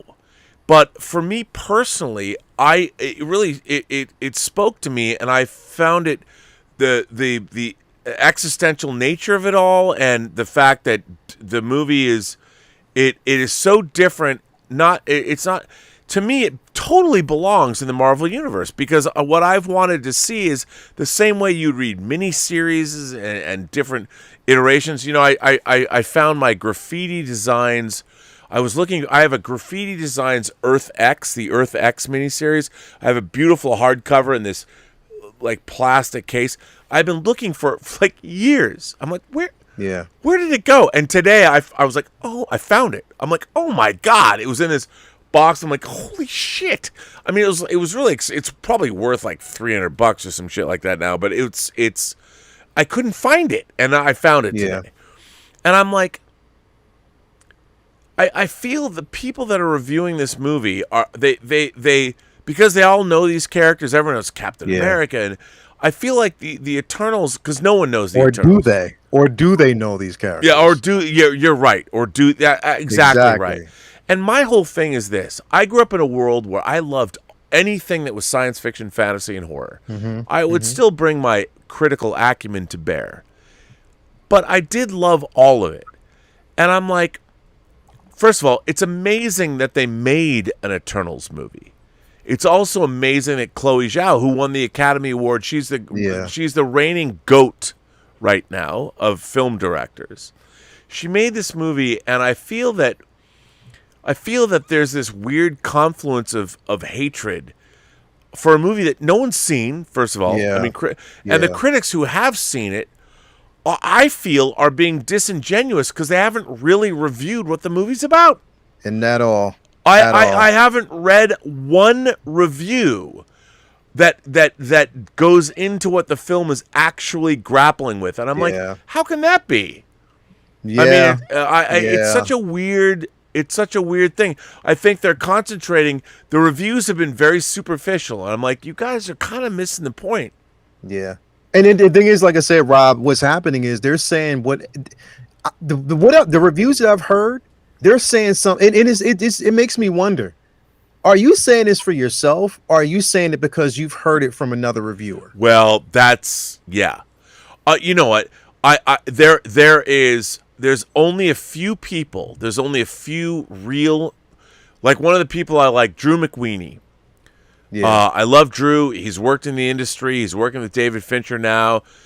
Drew McWeeny is he was Moriarty on Ain't It Cool News back in the day. Drew McWeeny is one of the only modern critics that I look to. And I'll tell you something else. There's a YouTuber, and I mean, people are gonna say, "Oh, you just like her because she's a beautiful girl." No. There's a YouTuber. Her name's Mariana, and her channel is Impression Blend. And why I like her so much is she goes in depth. She reviews books. You know, she reads. She knows her shit. Her taste in horror is impeccable. Yeah, she's a beautiful girl, and that's all great. She's whip smart, and she covers shit no other genre pundits are channeling. I watch her reviews. Sometimes I don't agree with everything she says, but Drew McWeeny and Mariana Neal, I Impression Blend, because I believe that they bring good critical acumen. And by the way, I love the critical drinker. Yeah. Don't always agree with the drinker, but and I know I love his persona. And I have to say, Red Letter Media.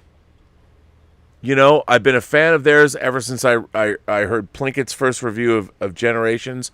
I mean, there are not a lot of people in the fan, and I consider myself, we're all part of the fan pundit space. Yeah. Yeah. And I think that there's not a lot of us that bring great critical acumen to our reviews.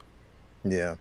That's the thing. Like here, and I keep saying it, like, if you're going to review, like, literally, an honest review, have an honest, like, literally an honest review. And if you're going to review, don't leave anything out. Don't leave anything out. And the thing is, have supporting facts, you know, have facts to support your argument.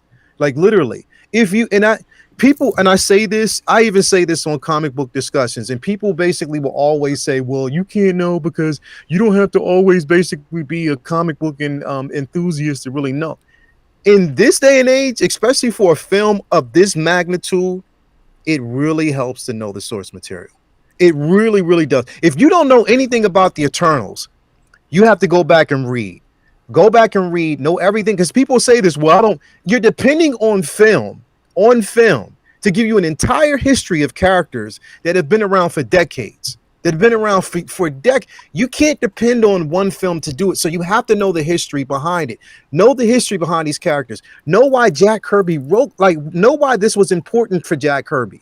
What it wasn't, why it was so important for him to unveil these particular characters. Know it, because then you'll understand the film for yourself. And I encourage all reviewers, don't do it just because you want to get clicks and like. Do it because you really know your shit. If you don't know your shit, and you basically get up here and talk, and you're discouraged, because the thing is, you don't understand that you are discouraging a lot of people from actually giving this film a chance. That to me is real fucked up. And there are reviewers, there are certain reviewers that I hear, and I'm like, yo, I had a level of respect for you, but now I'm like, yo, I don't know what to think, because you're saying you're a carbon copy of the next individual you might have heard the same shit from. Literally, you're not giving it a chance. Well, look.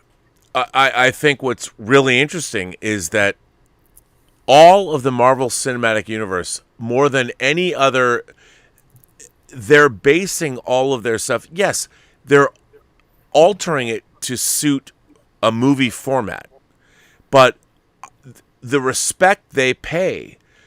One of the things I love about, obviously we know at the end of a Marvel movie, the credits come at the end, other than Black Widow, but the credits come at the end. There is a single card credit that says Eternals created by Jack Kirby in the main titles of the film. And I was like, good for you. You know, and you can't, and people are like, well, Rob, I don't see any of Kirby in the Eternals. I'm like, okay, you might not see it, but Kirby is not just his design, it's his concepts. And the whole idea of the Celestials and all this stuff, I mean, it's so Kirby-esque, and the actual plot, and that's why I find it interesting. I've read so many reviews, and I'm like, nobody in their reviews have actually talked about what's actually happening in the movie. Now, Rob, let me ask you a question real quick. And because I was reading this real quick, Darren J. Searley says, I don't know, Lael, a film has to stand on its own. You're right. You're completely right. I agree. And I'm not taking it away from you. You are completely right that a film has to stand on its own. But I'm speaking in terms of a reviewer. Now, if you're a reviewer, and this is basically the job that you've chosen, the profession that you've chosen, and you basically feel as though you are sufficient in that, and you want to say you want to deem yourself a professional, what I'm saying to you is, don't just rely on the film to give you that interpretation. You have to go, as a reviewer, I would expect you to say, okay, this film is coming. All right, I don't know much about these characters. Let me go back and read the material. So even if I don't like this film, at least I know the attempt and know where it came from. I can actually say, okay, this is the premise of these characters. Do they display it well on film? Is the backstory, is it displayed? Is the whole entire spectrum of this storyline, is it displayed on film? Am I basically, you don't have to, it doesn't have to necessarily be a carbon copy of the books, because look, this is too much out there for them to actually try to hone in film. So we know there's going to be things that are missed, but at least you have the idea and you can actually see that. So this is all I'm saying. So when I to basically say that, so what I'm saying is, for people, especially if you're reviewers, if you're reviewing this film, you got to actually be honest with the fans who are following your content. Be completely honest and give an honest review from your perspective. And just, I mean, look, not every film is going to stay true to the source material. We know that. We live in a day and age where it's not possible to do it. It's not possible unless you're going to basically make like a 10-hour film. It's not possible to do that. All I'm saying is, as a reviewer, go back, study your shit before you open your mouth. Plain and simple. That's all I'm saying. Well, no. Okay. Do you agree? Yeah, I think there has to be some sort of background, research. Like when I come onto this show, I always have something prepared. You know what? Can I shout you out for that? You always do. Like I've always appreciated. You've always looked into it. You always have material that you can draw from. I very much appreciate that you do that. So thank you for that. Thank you for the kind words, Robert. And just as with anything else, if I know I'm going to be doing something with Lael and Lael says, Rita, we're going to be discussing this, I'm not going to show up to the thing unprepared. I'm going to have something ready to talk about, or, something that we've been discussing before, and elaborate on that and make sure that there's actual content, and sometimes often where I got the information from, like tonight where I was speaking about, earlier as we were talking about the topic, I got some information from Deadline, and it was about an article that was written in 2016. Right. So just having something to fall back on that you're doing your research. And while it may be true that people are neglecting the comics, it's not okay to kind of like completely push the story aside and say you just don't like it because, for an extraneous reason. There has to be some sort of legitimacy to your review in the sense of the story that we're talking about. So there's, it's two different things. I think that there are a lot of people who may just don't care for that story. And I've been told by every person that I've ever written for, and almost all my editors, that if you hate this thing, we don't want you writing a review on it. You have to have like a neutral kind of, sense to it. Because if you dislike this story so much and we ask you to write a review about it, it's going to reflect it in your writing. You have to have like a neutral, frame of mind, even before going into an event or interviewing someone or whatever, you should never really be approaching something if it's something that you dislike so much. And I think that might be something that is happening. And we've seen situations where we have a lot of people who are in the business, gotten positions, and they're writing stuff for IPs that they don't even, not only do they not know, but they don't even like it. You know, you can tell sometimes when, not all the time, but sometimes when someone is writing something and they just don't even love what they're writing. You don't have to be the biggest fan of that IP, but you at least have to love what you're writing. And sometimes these reviews that come out or these productions that come out and people, you know, it's just not something that their heart is really into. Well, you know, there's a certain level of professionalism. You know, turn down the job. Don't take something just because, you know, you feel you have to have that job and you have to be the one who's representing everything.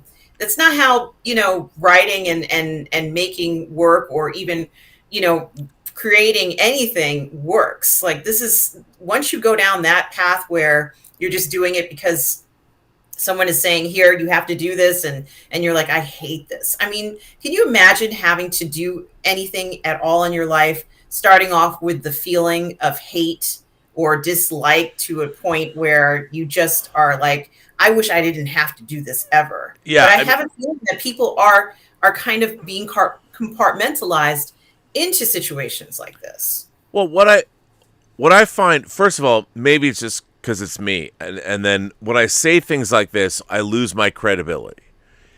I can't believe that an Eternals movie exists. I can't believe that I'm like, I can't. Marvel could do anything. They could have done the Invaders. They could have done the Defenders. They could have done Fantastic Four. They could have done so many different things. They chose to do an Eternals film. And that alone. And people say, well, Rob, it's a corporate blah, blah, blah. I'm like, first of all, here's what people need to understand. The Marvel Cinematic Universe, let's forget the money, okay? I know you can't. It is, to coin a phrase, it is a marvel that it exists at all. The fact that The Eternals is the 26th MCU movie in 13 years. I mean, it's so beyond the realm of reality that it exists at all. And the fact that it's so tightly constructed and there's so much care and so much... And I know it's just a bunch of superhero movies. I get it. It's not like the Library at Alexandria. I don't want people to think like... And by the way, I get accused. You're a Marvel. You don't know that. We don't know that. What if the library in Alexandria did have stories like this? We don't know. We can never know. You're right. You're right. But I get accused of being a Marvel shill. Do you know what? I'm not a Marvel shill, but I am in awe of that the Marvel Cinematic Universe exists. I'm in awe of it.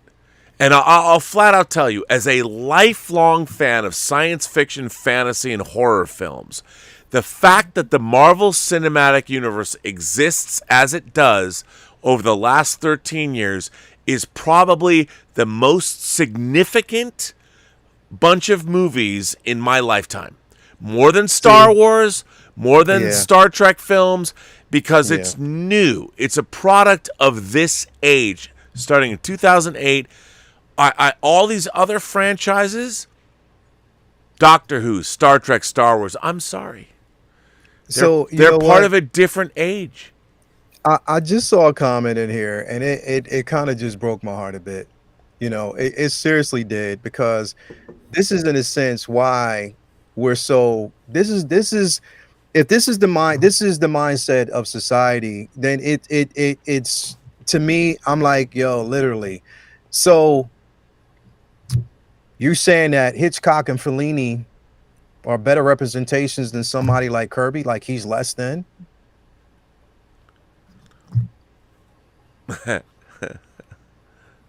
I'm just gonna leave it there, bro, because the thing is, that upsets me.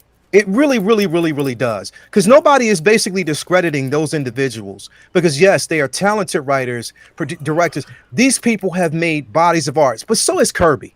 Yeah, Jack Kirby Jack Kirby has wrote some. He has created some incredible, impeccable bodies of work that should be celebrated and will be celebrated. And without these individuals who are daring enough to put their credibility on the line to give us some form of entertainment, we wouldn't have half the stuff that we basically. And this is even beyond comics, bro.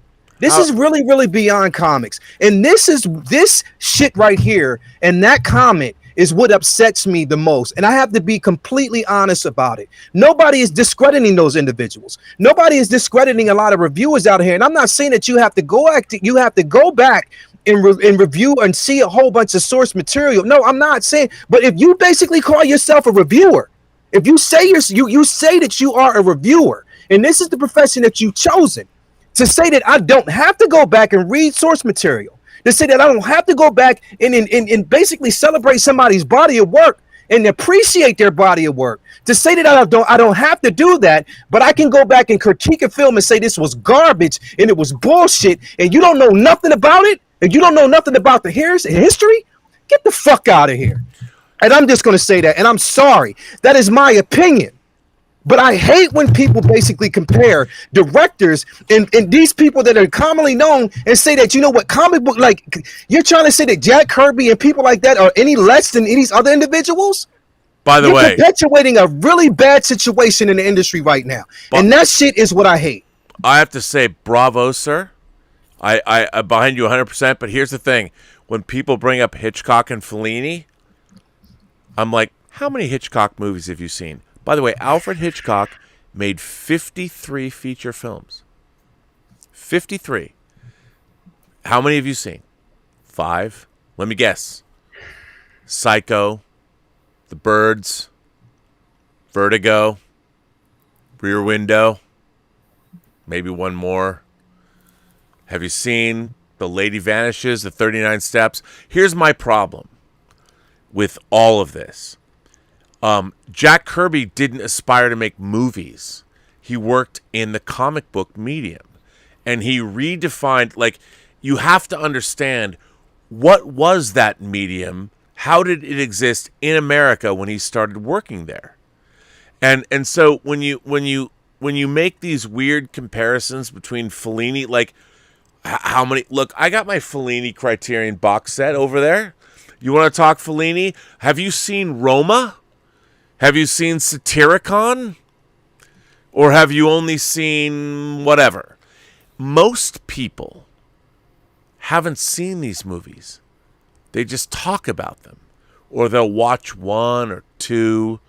They don't know the whole body of work. And it becomes, it's frustrating because, well, you can go read it about, you can read it on Wikipedia and understand what, no, you can't. Unless you've actually watched something like, La Dolce Vita. If you haven't watched that, or you haven't watched, 8.5, or you haven't watched Rope, which is not a great Hitchcock movie, but you have to know why it's not a great Hitchcock movie. Or you haven't watched Marnie, or you haven't watched, Rebecca. It's frustrating now because so much of the commentary that people give is based on other people's knowledge. Mm-hmm. And I grew up reading. I've got one of my favorite film books. Exactly. I have a thousand. There was a great bookstore. The late great John Schnepp and I. The last thing we did together was we went to a bookstore that was closing, and I bought like a 1,200-page book of Pauline Kael's movie reviews, and I love it, and I look at it all the time. The problem is when you talk about like the thing you just mentioned, to compare Kirby to Hitchcock and Fellini. Kirby was not a filmmaker. That would be like going, well, I'm going to pair, I think, Mikhail Baryshnikov, who was a great ballet dancer, should be compared to Mario Andretti, the car racer. They're both giants in their fields, but what do they have to do with one another? Exactly. Man. Like they both like provided stimulus for us. We can go watch a ballet and we can go watch a car race. And I think Well, go ahead. Sorry. No, it's very interesting. You know, I've always found it very interesting that when a film is made, they use storyboards. Yep. And when you make a graphic novel, it's nothing but smaller storyboards. So at least for me, and I always found a very interesting connection because I always imagine that a person who makes a graphic novel, this may not be true, this is just the way I interpret it, is kind of making a film because they're seeing sort of like a stop action scene in a film, but they're drawing it, and you as the reader are supposed to kind of fill in the motion. And sometimes they'll have very clever ways of making a panel have even more motion than it should, you know, like a staircase situation where someone's sort of going around in a circle or something like that. But I could never separate the idea of the fact that storyboards in a film, to me, remind me so much of a storyboard in a floppy. I mean, there has to be some specific thing about it that connects the two.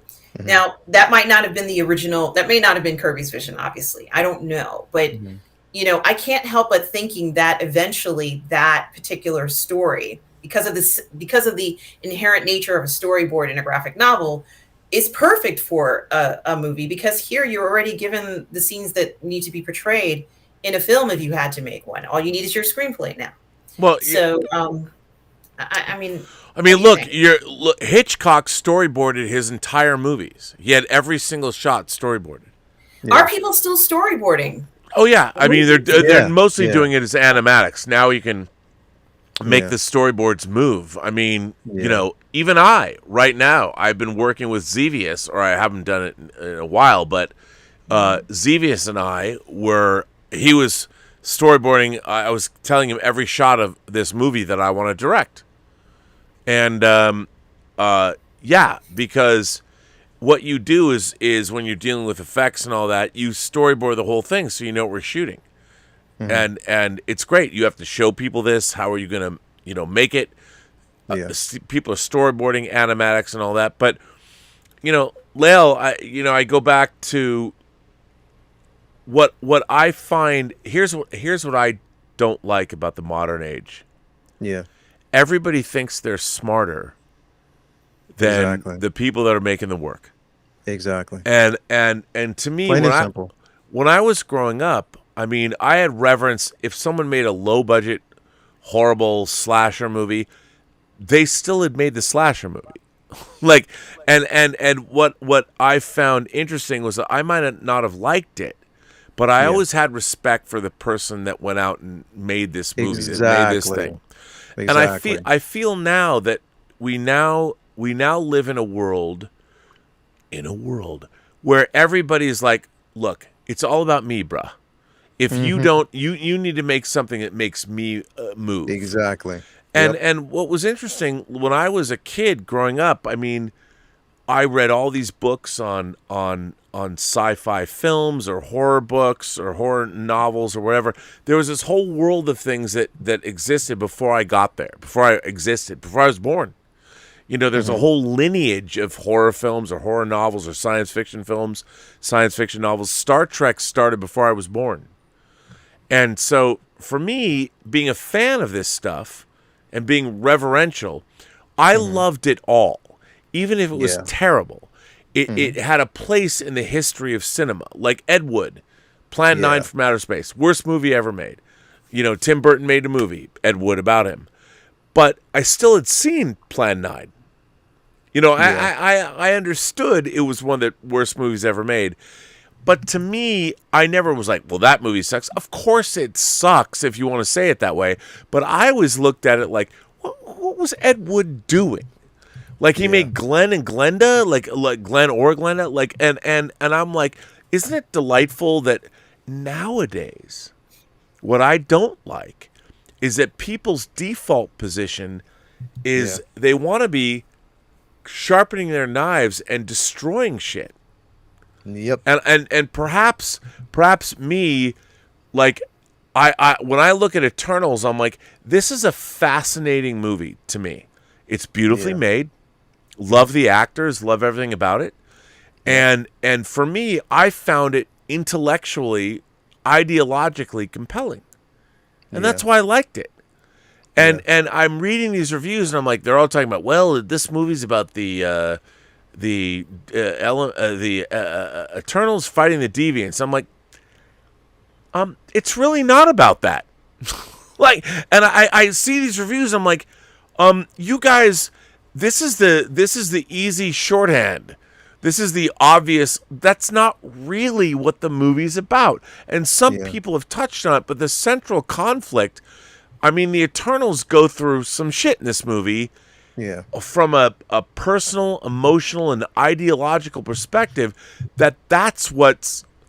What I find fascinating is what the Eternals are going through, is what all of Western civilization is going through now, and no one has made those connections, references. They haven't. And I'm like, did you watch this movie? Have you thought about it beyond like, well, it's a Marvel Cinematic Universe movie?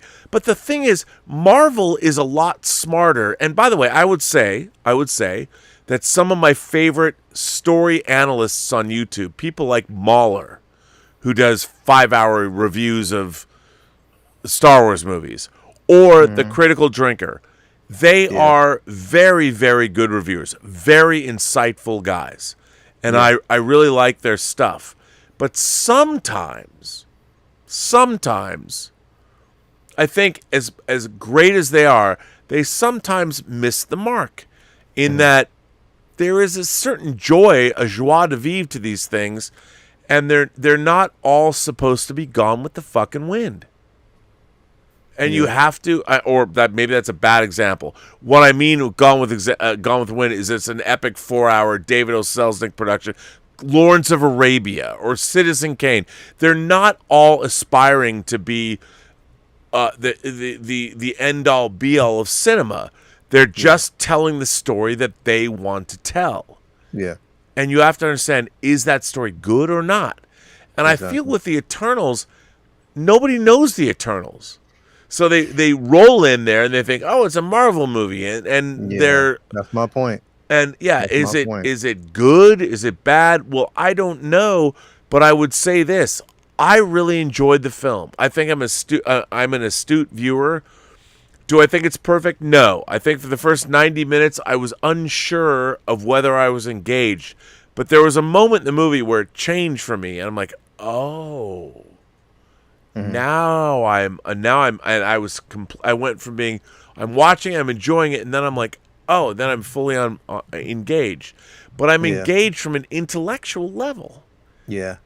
And the thing is, it's like you're not expecting everybody to be engaged from an intellectual level. I'm not expecting everybody, especially, if you don't know, I don't expect you to know the source material. I don't expect everybody.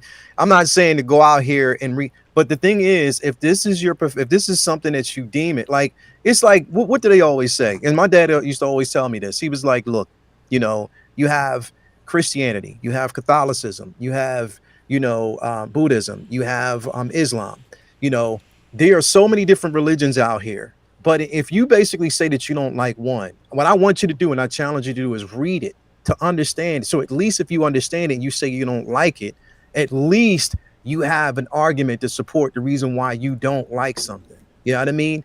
If you read it and you really the thing is to go in this, and like a lot of people, they don't know anything about the actual Eternals. They don't know the history of the Eternals. So you're basically just you're going to it expecting a Marvel spectacle, because this is basically what you've seen for so many years.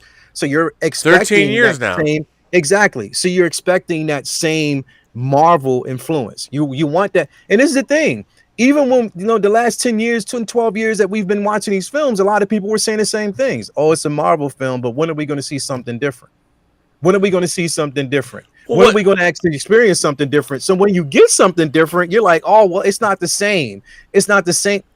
What? I mean, can you really make up your mind and tell me what it is that you really, really want? Well, again, like I would say this to you, what you just said. I'm like, I'm a lifelong comic fan.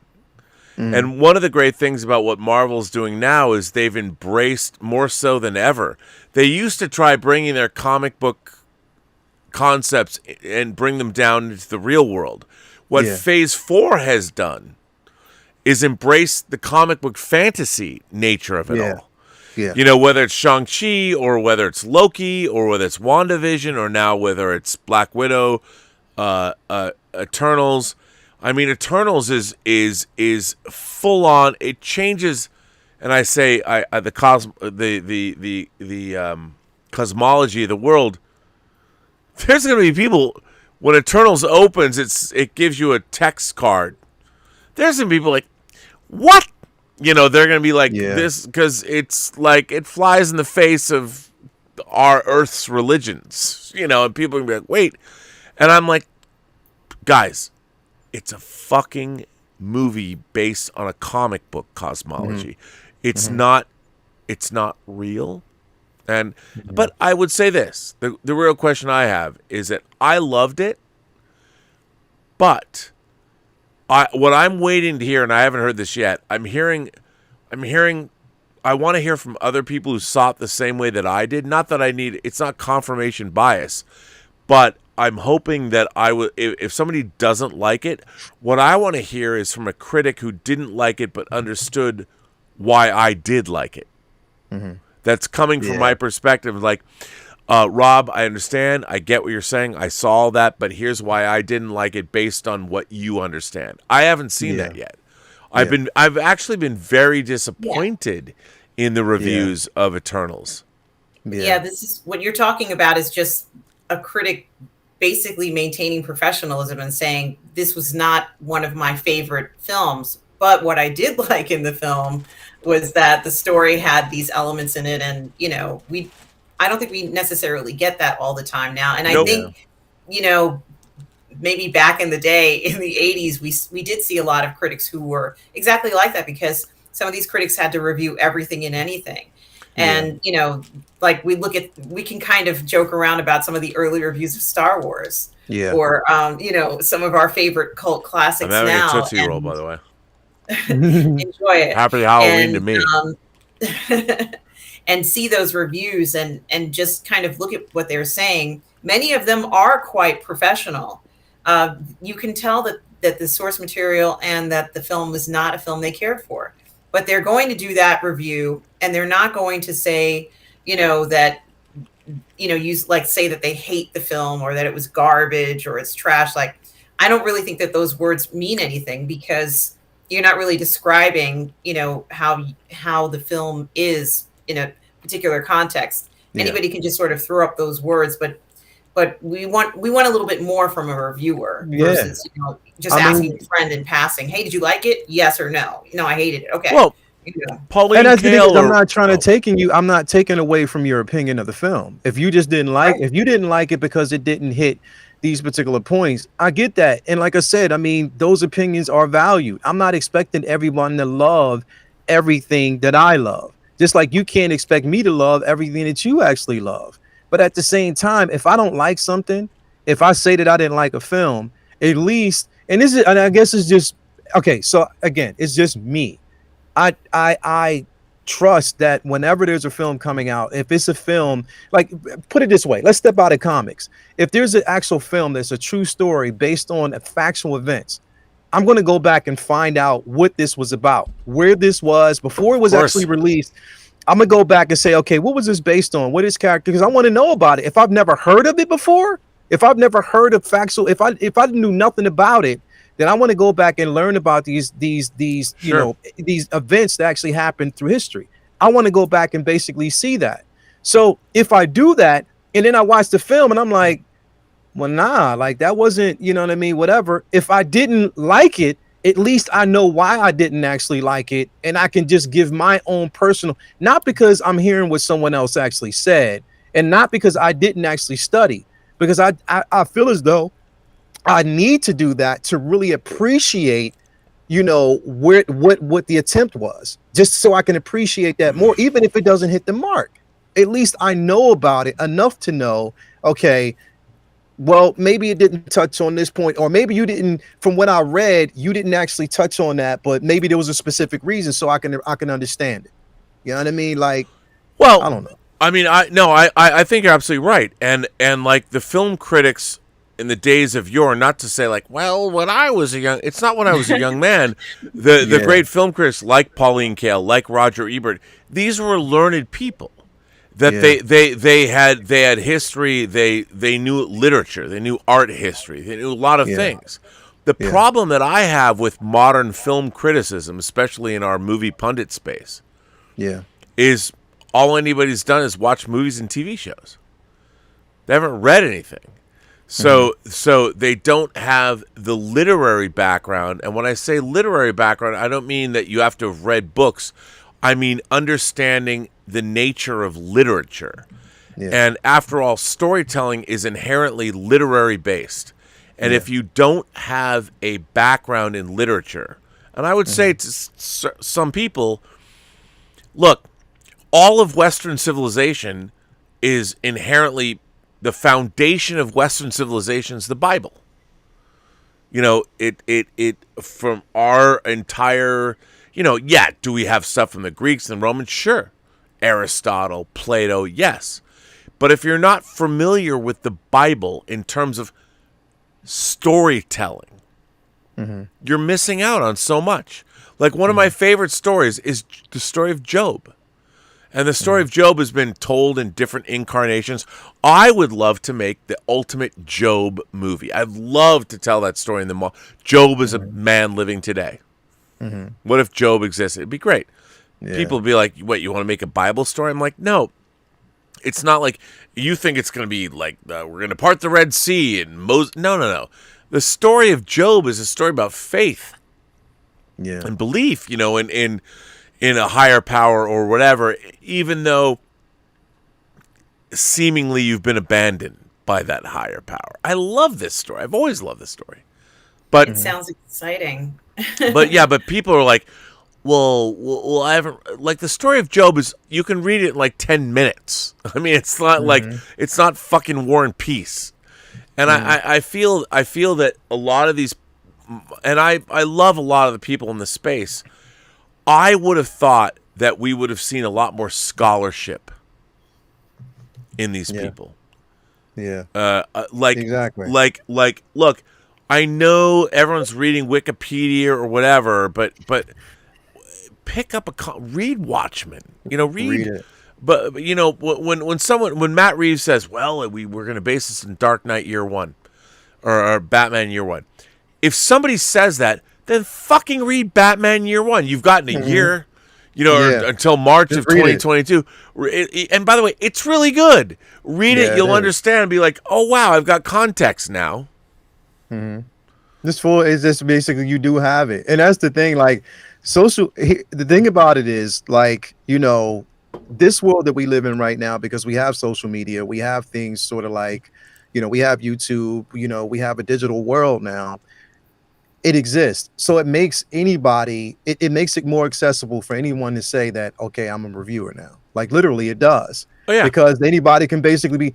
Whereas before there was social media, before we basically lived in this, and there was digital content, you had to, if you were working for a particular a company, and you said that you were a reviewer, the requirement was for you to go out, read, get knowledge, common knowledge of this stuff, material, the certain rhetoric that you actually had to have to do it. Nowadays, and the thing is with the level of respect. I know that times are changing. Things have evolved now, so it's made it more of a space for individuals to say, okay, this is what I want to do. Yeah. I can actually do it based on, and you can whereas back then, these were like years and months, years of just knowing, just material, studying material, stuff like that can be done in less than 15 minutes online now, because basically you can just read and get all that history and have it right there in front of you, read off of that, and then you can just speak these things. So I understand it. I'm What were you sorry. going to say? No, what were you No, going to go say? ahead.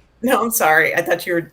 No, go ahead. To add to what you're saying, Lael, you're also often reading second and third hand information. Yep. And sadly, this is the reality of the way things are now. When you're not working from the source material, Yeah. you're reading someone else's interpretation of the story. So if you're going off of Wikipedia or often even an article, those articles are pulling information from like the Associated Press, and someone has interpreted the information from the Associated Press. So now you're getting third hand information. It's not the source material. It's not even the original article. It's an article about the original article. Yeah. And oftentimes, it's very difficult to get the proper theme, the actual theme of the story, like what you and Rob are talking about in regards to the Eternals, the actual theme of what the original intention of the story is. Yeah. And it gets lost. And the person will go back to that source and say, well, I checked it. It's from this source. But guess what? That's what references are for. If you go back to the original material, you may find that your interpretation of what the author is saying is very different from the secondhand information that you're reading. Exactly. No, and what is frustrating for me, and like, I'm not saying I know everything, but I have spent my life studying all of this material. And people are like, well, Rob, when it comes to Star Trek, you're an old man shouting at the clouds. I'm like, well, no, I'm not. And I would consider myself a scholar of Star Trek, and I have work out there. I've documented Enterprise and Next Generation. You can watch my work. You can watch me sit down with the entire cast of Next Generation, have a conversation with them. And so I would say that I don't know everything, but I would say that I'm always seeking and bringing a certain scholarship to what we're talking about. And ultimately it doesn't matter, because it's all ephemeral. It's all pop culture. It's all, no one cares. At the end of the day, is it War and Peace? No. Is it Shakespeare? No. But the fact is, the MCU has made over $20 billion in 13 years. It is influential the world over. And the fact is, as a student of pop culture, if you don't know, and I'm not talking about watching the movies, you need to, I'll use a word from science fiction, from Stranger in a Strange Land, grok. The word grok is a science fiction term. What does that mean? It means to holistically understand something from every level. If you grok the concept, the Marvel Cinematic Universe, from a cultural, business, cinematic level, it is something unparalleled in all of human history. Now, what do you mean, Rob? It's comic book. No. It's not about... Forget the fact that they're based in comic books. Yeah. They've created characters that have become iconic and indelible in human imagination for at least the next 150 years. And this matters. This is something that is worthy of study. Why has it worked? Why have people taken to this? How come it's so important? How much it's made so much money? People love this stuff. And also people want to hate it now. They want to hate it. Yep. And it's so funny to me, which I don't understand. I'm like, so they gave us the 23 film Infinity Saga, 23 movies? Never happened in all of human history. Never happened, but there you go. And now they're starting a new phase, which is admittedly, it's kind of all over the place. It's like we're at the bar after the party. The Infinity Saga worked out really well. Let's have another drink, throw some darts. We'll see what happens. We get Loki and WandaVision and Falcon and Winter Soldier. Now we're going to get Shang-Chi and Eternals, Far From Home, or No Way Home. We're all over the place. But where else? Isn't that where you want them to be? Yeah. Well, it's very interesting to both of you gentlemen to bring up these points. But something else that I really enjoy about this whole thing is the fact that we've had the pleasure of of having some of the most talented and beautiful actors play in this entire genre of films that I'm sure if you had asked anybody 50 years ago, this isn't what they would have imagined. We have some incredible performers like Robert Downey Jr., Scarlett Johansson, who brought these characters to life for us in a way that I don't think anyone could have imagined. And I think it's wonderful. I think that it's incredible that we have such fantastic performers, really just creating and making the world very real for us and relatable, and their likenesses are recreated in the figures that we collect, but not only that, we're doing this cosplay, this whole thing that they've created for us, I think is wonderful. And we do have A-list actors who are playing in the films that we love, and that can't be said for every single genre. This is really a wonderful time. Maybe the golden age of these films. It's still continuing. There are still A-list actors who are eager to be part of these films, and I love it. I think it's just their contribution to it has made it seem even more real and legitimized the relevancy and the value of these characters. I mean, when we look at the comic book drawings and we see these beautiful interpretations of these characters, and whether the character is good or bad is completely irrelevant. When we see these beautiful drawings of these characters and then have these incredible adaptations in the live action version, it's just, that's why it adds to the enjoyment immensely. I agree with you. Definitely agree. Agree. I think we've been going 4 hours. Yes, we have. I think let me get through these super chats because Halloween, all people got parties to go to. Let me rifle through these. Terrier from Norway says I bought my 6-scale Frank Black, that would be from Millennium, a chair and a table so he could sit down, and he didn't even say you bastard. Well, Terrier, you know what? Action figure chairs and tables are very important. Yes, they are. I'm a fetishistic believer in chair. Oh, look at that. Come on. That's look at incredible. that. Wow. Frank Black. Look at that. Yeah. This is Terrier's own photo. That's feng shui. Incredible. Look at that. My God. That's incredible. Love it. And that's the Sideshow Frank Black figure, isn't it? I don't know. They did it. Sideshow did all kinds of crazy figures. People forget about the entire Buffy line, the Highlander line, the James Bond line. They weren't. I mean, compared to now, they're a little primitive, but they still did them. Cardinal Sin says also on Enterprise, the guy that invented transporter technology and lost his son, and was in a wheelchair himself, was black. The greatest minds in the Federation know no color. That's the entire point. Well, which is true. I mean, and this is the thing about science fiction. Great point. Everyone knows that when mankind reaches a level of technology where they're going out to the stars, that means travel around the world is going to be, people are going to find, let's face it, people are going to be doing a lot of fucking. And when they do that, I mean, you look at the Expanse. The Expanse is almost entirely multi-ethnic. I mean, the I think the destiny of humankind is to intermix all of our DNA, and the strongest traits will win out. I hope redheads never go away. Probably will.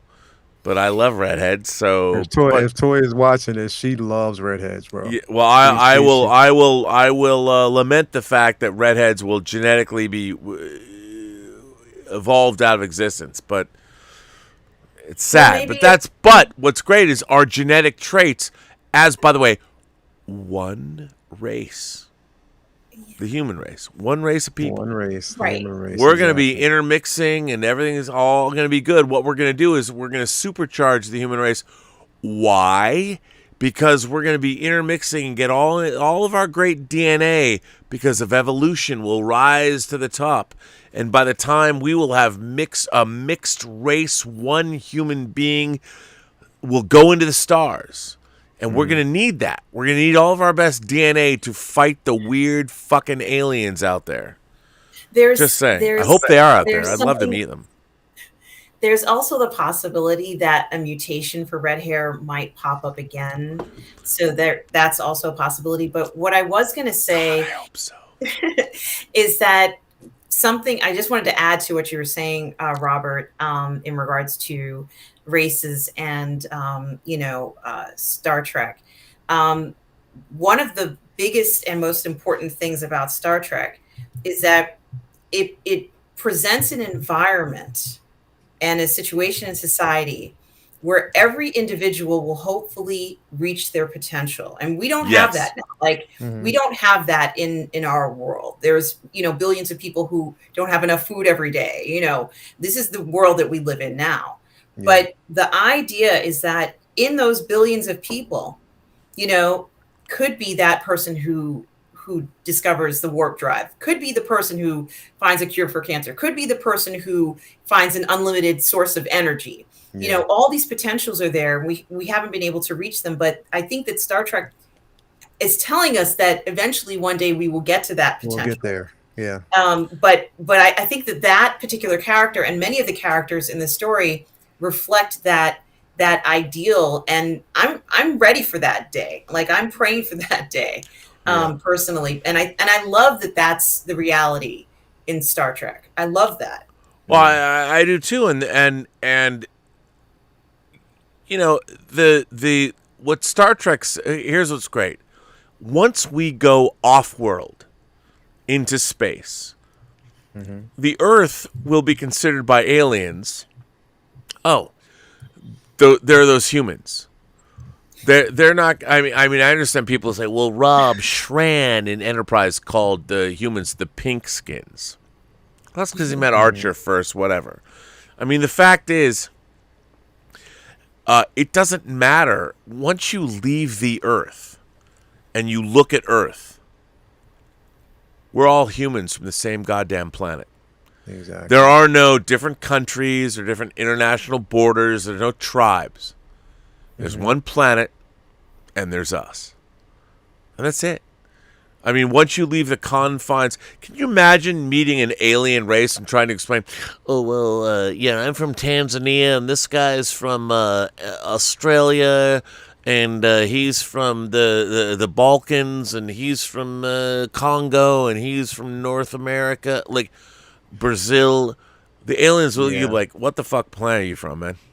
I mean, I don't exactly. I mean, I don't give a fuck where you're from on your planet. Doesn't make any difference to me. Where you from? Exactly. And the aliens would be like, so like, and you could imagine like 5 different people. Like, well, I'm a Native American, and this person's from Mexico, and he's African, and that guy over there is from Cambodia. And the alien ambassador's like. Earth. Yeah, the alien ambassador's like, I don't even know what the fuck you're talking about. Like, you all look the same to me. You're from Earth. And they'll all be, what do you mean? I'm yellow, he's brown, that guy's white. The alien's like, I've never seen anybody who looks like you. I don't even know what you're talking about. You look like biped hominids. What, I don't know. You're all like between 5 feet and 6 feet. What do you want me to say? You're talking about color. I don't see color. I'm colorblind. We don't have our color spectrum is totally different from yours. You just look like a bunch of douchebags. That's all I can say. Good for Earth. Glad you're here. Pleased to meet you. Why are you explaining to me your differences? You're all from the same fucking planet. And I can't wait. Like, some alien is going to have to tell us this. Like, I don't see in your same color spectrum. I don't even know what you're talking about. Like, whose color is whose. Like, I don't see your. You guys don't even. You're black and white to me. Like, please explain to me. What are you going to micromanage your looks? Like, someone's got a bigger nose than this guy, and like your ass is bigger. I don't give a fuck. You're all from Earth. Earth sucks. No one's gone there. You know why? You people are idiots. Yeah. We've isolated you for a long time. For a reason. For a reason. Cardinal Sins. Oh, no. I already read that. Kelly Brick says, nice to meet over one. Well, Kelly Brinks, I don't know over one, but I'm glad that you enjoyed meeting over one. Glenn Mark from New Zealand says, great chat, guys. Ever checked out Cinema Wins? He's a terrific reviewer. focusing on positives in film, opposing cinema sins. Oh, I have not. I hate cinema sins, but I will watch cinema wins because I would love to see that. Cardinal Sin says, what was Kirby's authorial intent, and is it being respected? Is the film of the Eternals representative of Kirby's ideas? Does it tell his story? Well, I don't think any movie is supposed to tell necessarily his story, but I think the spirit of Kirby is there. Yeah. You know, and his cosmology is certainly there. So I would say, yeah. And by the way, that's something no one has touched on. Yeah. That it might not look like Kirby exactly, but his cosmology, the question he asks about, is there. It's there. I think it's there, and it's extrapolated on in a really interesting way. Kelly Brink says, unless you've experienced things, you have no idea of terrible. I would agree with that. Yeah. Yeah, definitely. Paul from Long Beach, the great comedian of this channel, says, it is unrealistic to say film reviewers should be required to be steeped in lore. You don't honestly believe every soon-to-be reviewer of Wheel of Time has read the books? Do you, Rob? Should they be required to read Umbrella Academy or The Boys as well? Okay, good point, Paul. Good point. But it depends how much you want to review something. If you want to go in and talk about, well, this is a failure, I mean, to me, a movie should exist on its own. I completely believe in that. Yep. But if you're going to talk about why something failed, it depends how deep your review is going to go. If you're reading a story about, like, I don't know, pick your favorite book adaptation, The Lord of the Rings, for instance. You know, it's probably better to know something about Lord of the Rings. And yeah, I believe it should work on its own, but if you're doing a literary adaptation, you should know something about it. Yeah. Because it is an adaptation. I'm going to be, I'm working with Stubble on a Wheel of Time review, and I have listened to the audiobook of the first book numerous times. So I'm doing my homework and research on it, and I'm talking to other people who, like Stubble, who know more about the themes of the story. So I'm doing it. But it's up to the individual in the final analysis, I guess. Yeah. Yeah. Marco Lene says, how far away is Eternals from Kirby's material? It's not close. I mean, it's inspired by, but like all MCU movies, they use it as a jumping off point. But I would say that Kirby's ideas, his ambition is definitely there. Because, you know, it's the Eternals is a little out there. It's a little dated. Yeah. It's a little, like, you can't, like, all of these comic book movies are adaptations. You can't make them perfect. And listen to the names, you know, Icarus, Athena. You know what I mean? These are names that, you know, were passed down even through Greek mythology. You know what I mean? So you have to understand, like, it's an interpretation. Even though Kirby got his interpretation from mythology, and that's how these characters came to realization. You know absolutely. I mean, that's all of them. You know, and Kingo, Sprite, they all have different meanings and all that. And to me, look, I will stand by my love of Eternals. I love the movie because I love the examination of the cosmology. And when I went in, I wasn't expecting anything. I'm like, I don't know what this is. I wanted to see it so bad. And I came away enjoying it because, and if anything, it is a movie that is caught between two worlds. It has to have superhero action. I would have loved the movie if it had no superhero action, that it was all moral and ethical conundrums, which it is. And then they have to have, you know, action scenes. I get it. And those things are fine. If anything, I would have gone further along, I mean, in the other direction where we don't need deviants. But then it wouldn't have been, you know, it wouldn't have been, you have to go back to the source material. Well, listen, kids.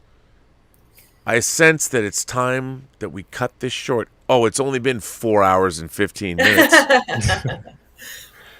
So we've gone through the super chats. What do you say we end this epic stream? Yeah, I'm so glad we've had this time together, gentlemen. I mean, talk about a three-way. Pretty good. Not so bad. No, I want to thank both of you for the cogent conversation and the fellowship and the fact that I would hope we elevate the discourse discussing all of these materials. You know, I think we're all better for it. I especially want to thank our audience. Thank you for tuning in on these Midnight Metal, the professorial version. You know, I appreciate everyone. I want to thank our moderating staff who is here. I know it's late night, but there's always somebody here. Justin Toner was here. Darren. Oh, wait, you're a moderator, too. Darren Yes. Seeley is here.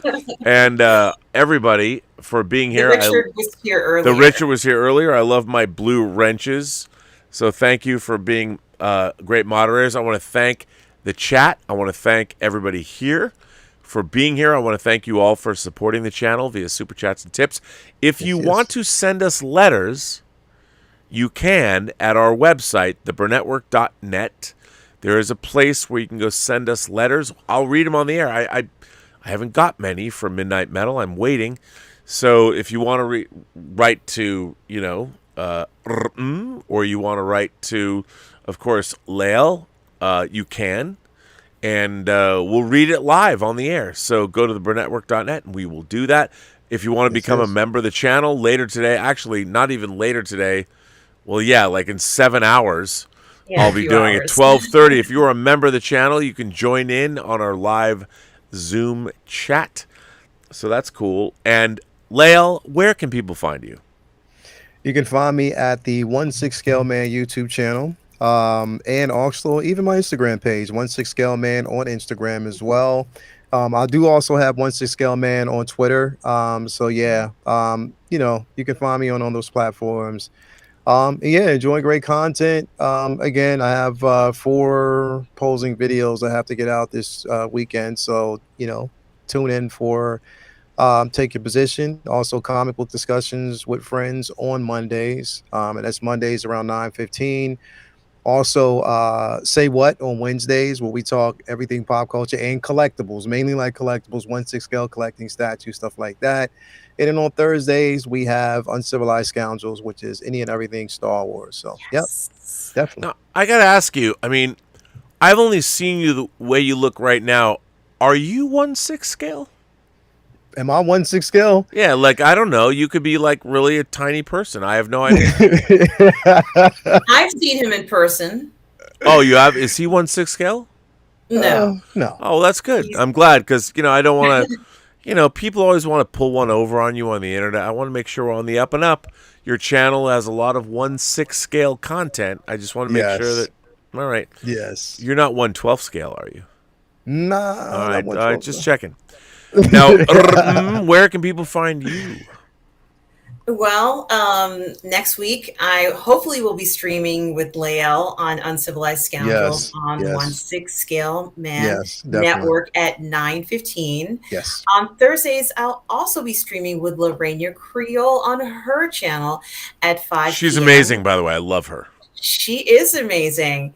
And I think I might be streaming on Midnight's Edge sometime next week as well. Their morning show, which is normally from 12 p.m. Eastern Standard Time there. And of course, you can always find me at Midnight Metal and on the Burnettwork. Yes, you can. There's going to be more stuff dropping, I promise, this week. Yes. I've been remiss. Well, listen, I want to wish everybody a happy Devil's Night. And, of course, at midnight tonight, Dave Parker and I are doing Saturday's Midnight Metal. It's a Halloween. It's called Halloween, our Midnight Metal Halloween extravaganza. Dave's lined up a bunch of guests that even I don't know about. I have no idea who they are, what they are, what they do. Surprise you with it. He's going to throw them at me. I don't know. It's going to be fun. It's always a pleasure doing that. And so there you go. And I want to remind everybody, remember, every person you meet has a story to tell that you have yet to hear. All you have to do is listen. And on that note, I want to thank my beautiful co-compatriots here. I want to thank Lael Rockwell, and I want to thank Mmmm for being here. You guys and girl, you guy and girl are phenomenal. I love these conversations. I feel they actually add to YouTube immeasurably. And this one was particularly good, I thought. Yes. And next week at this time, we might actually be able to talk about the Eternals because we will all have seen it. Yes. So and we can give our real reviews, our real not real reviews, our real critiques. I'm not going to say not all real because all, like I said, reviewers do an incredible job of getting the content on social media. So I do want to actually say that to everybody. It's nothing against any of the reviewers. They're out there because you do take your time, you know, and you are effortless at what you do. So do appreciate that. Hats off. Actually, after everyone has seen the film, then we'll get a chance to see what people really think. You know what I mean? So, can't wait. And on that note, kids, this would be the end of Midnight Metal episode 58. And for a show that only works on the weekends, I mean, that's a lot of episodes. I want to thank you both for being here. And as always, I would say to everyone, have a better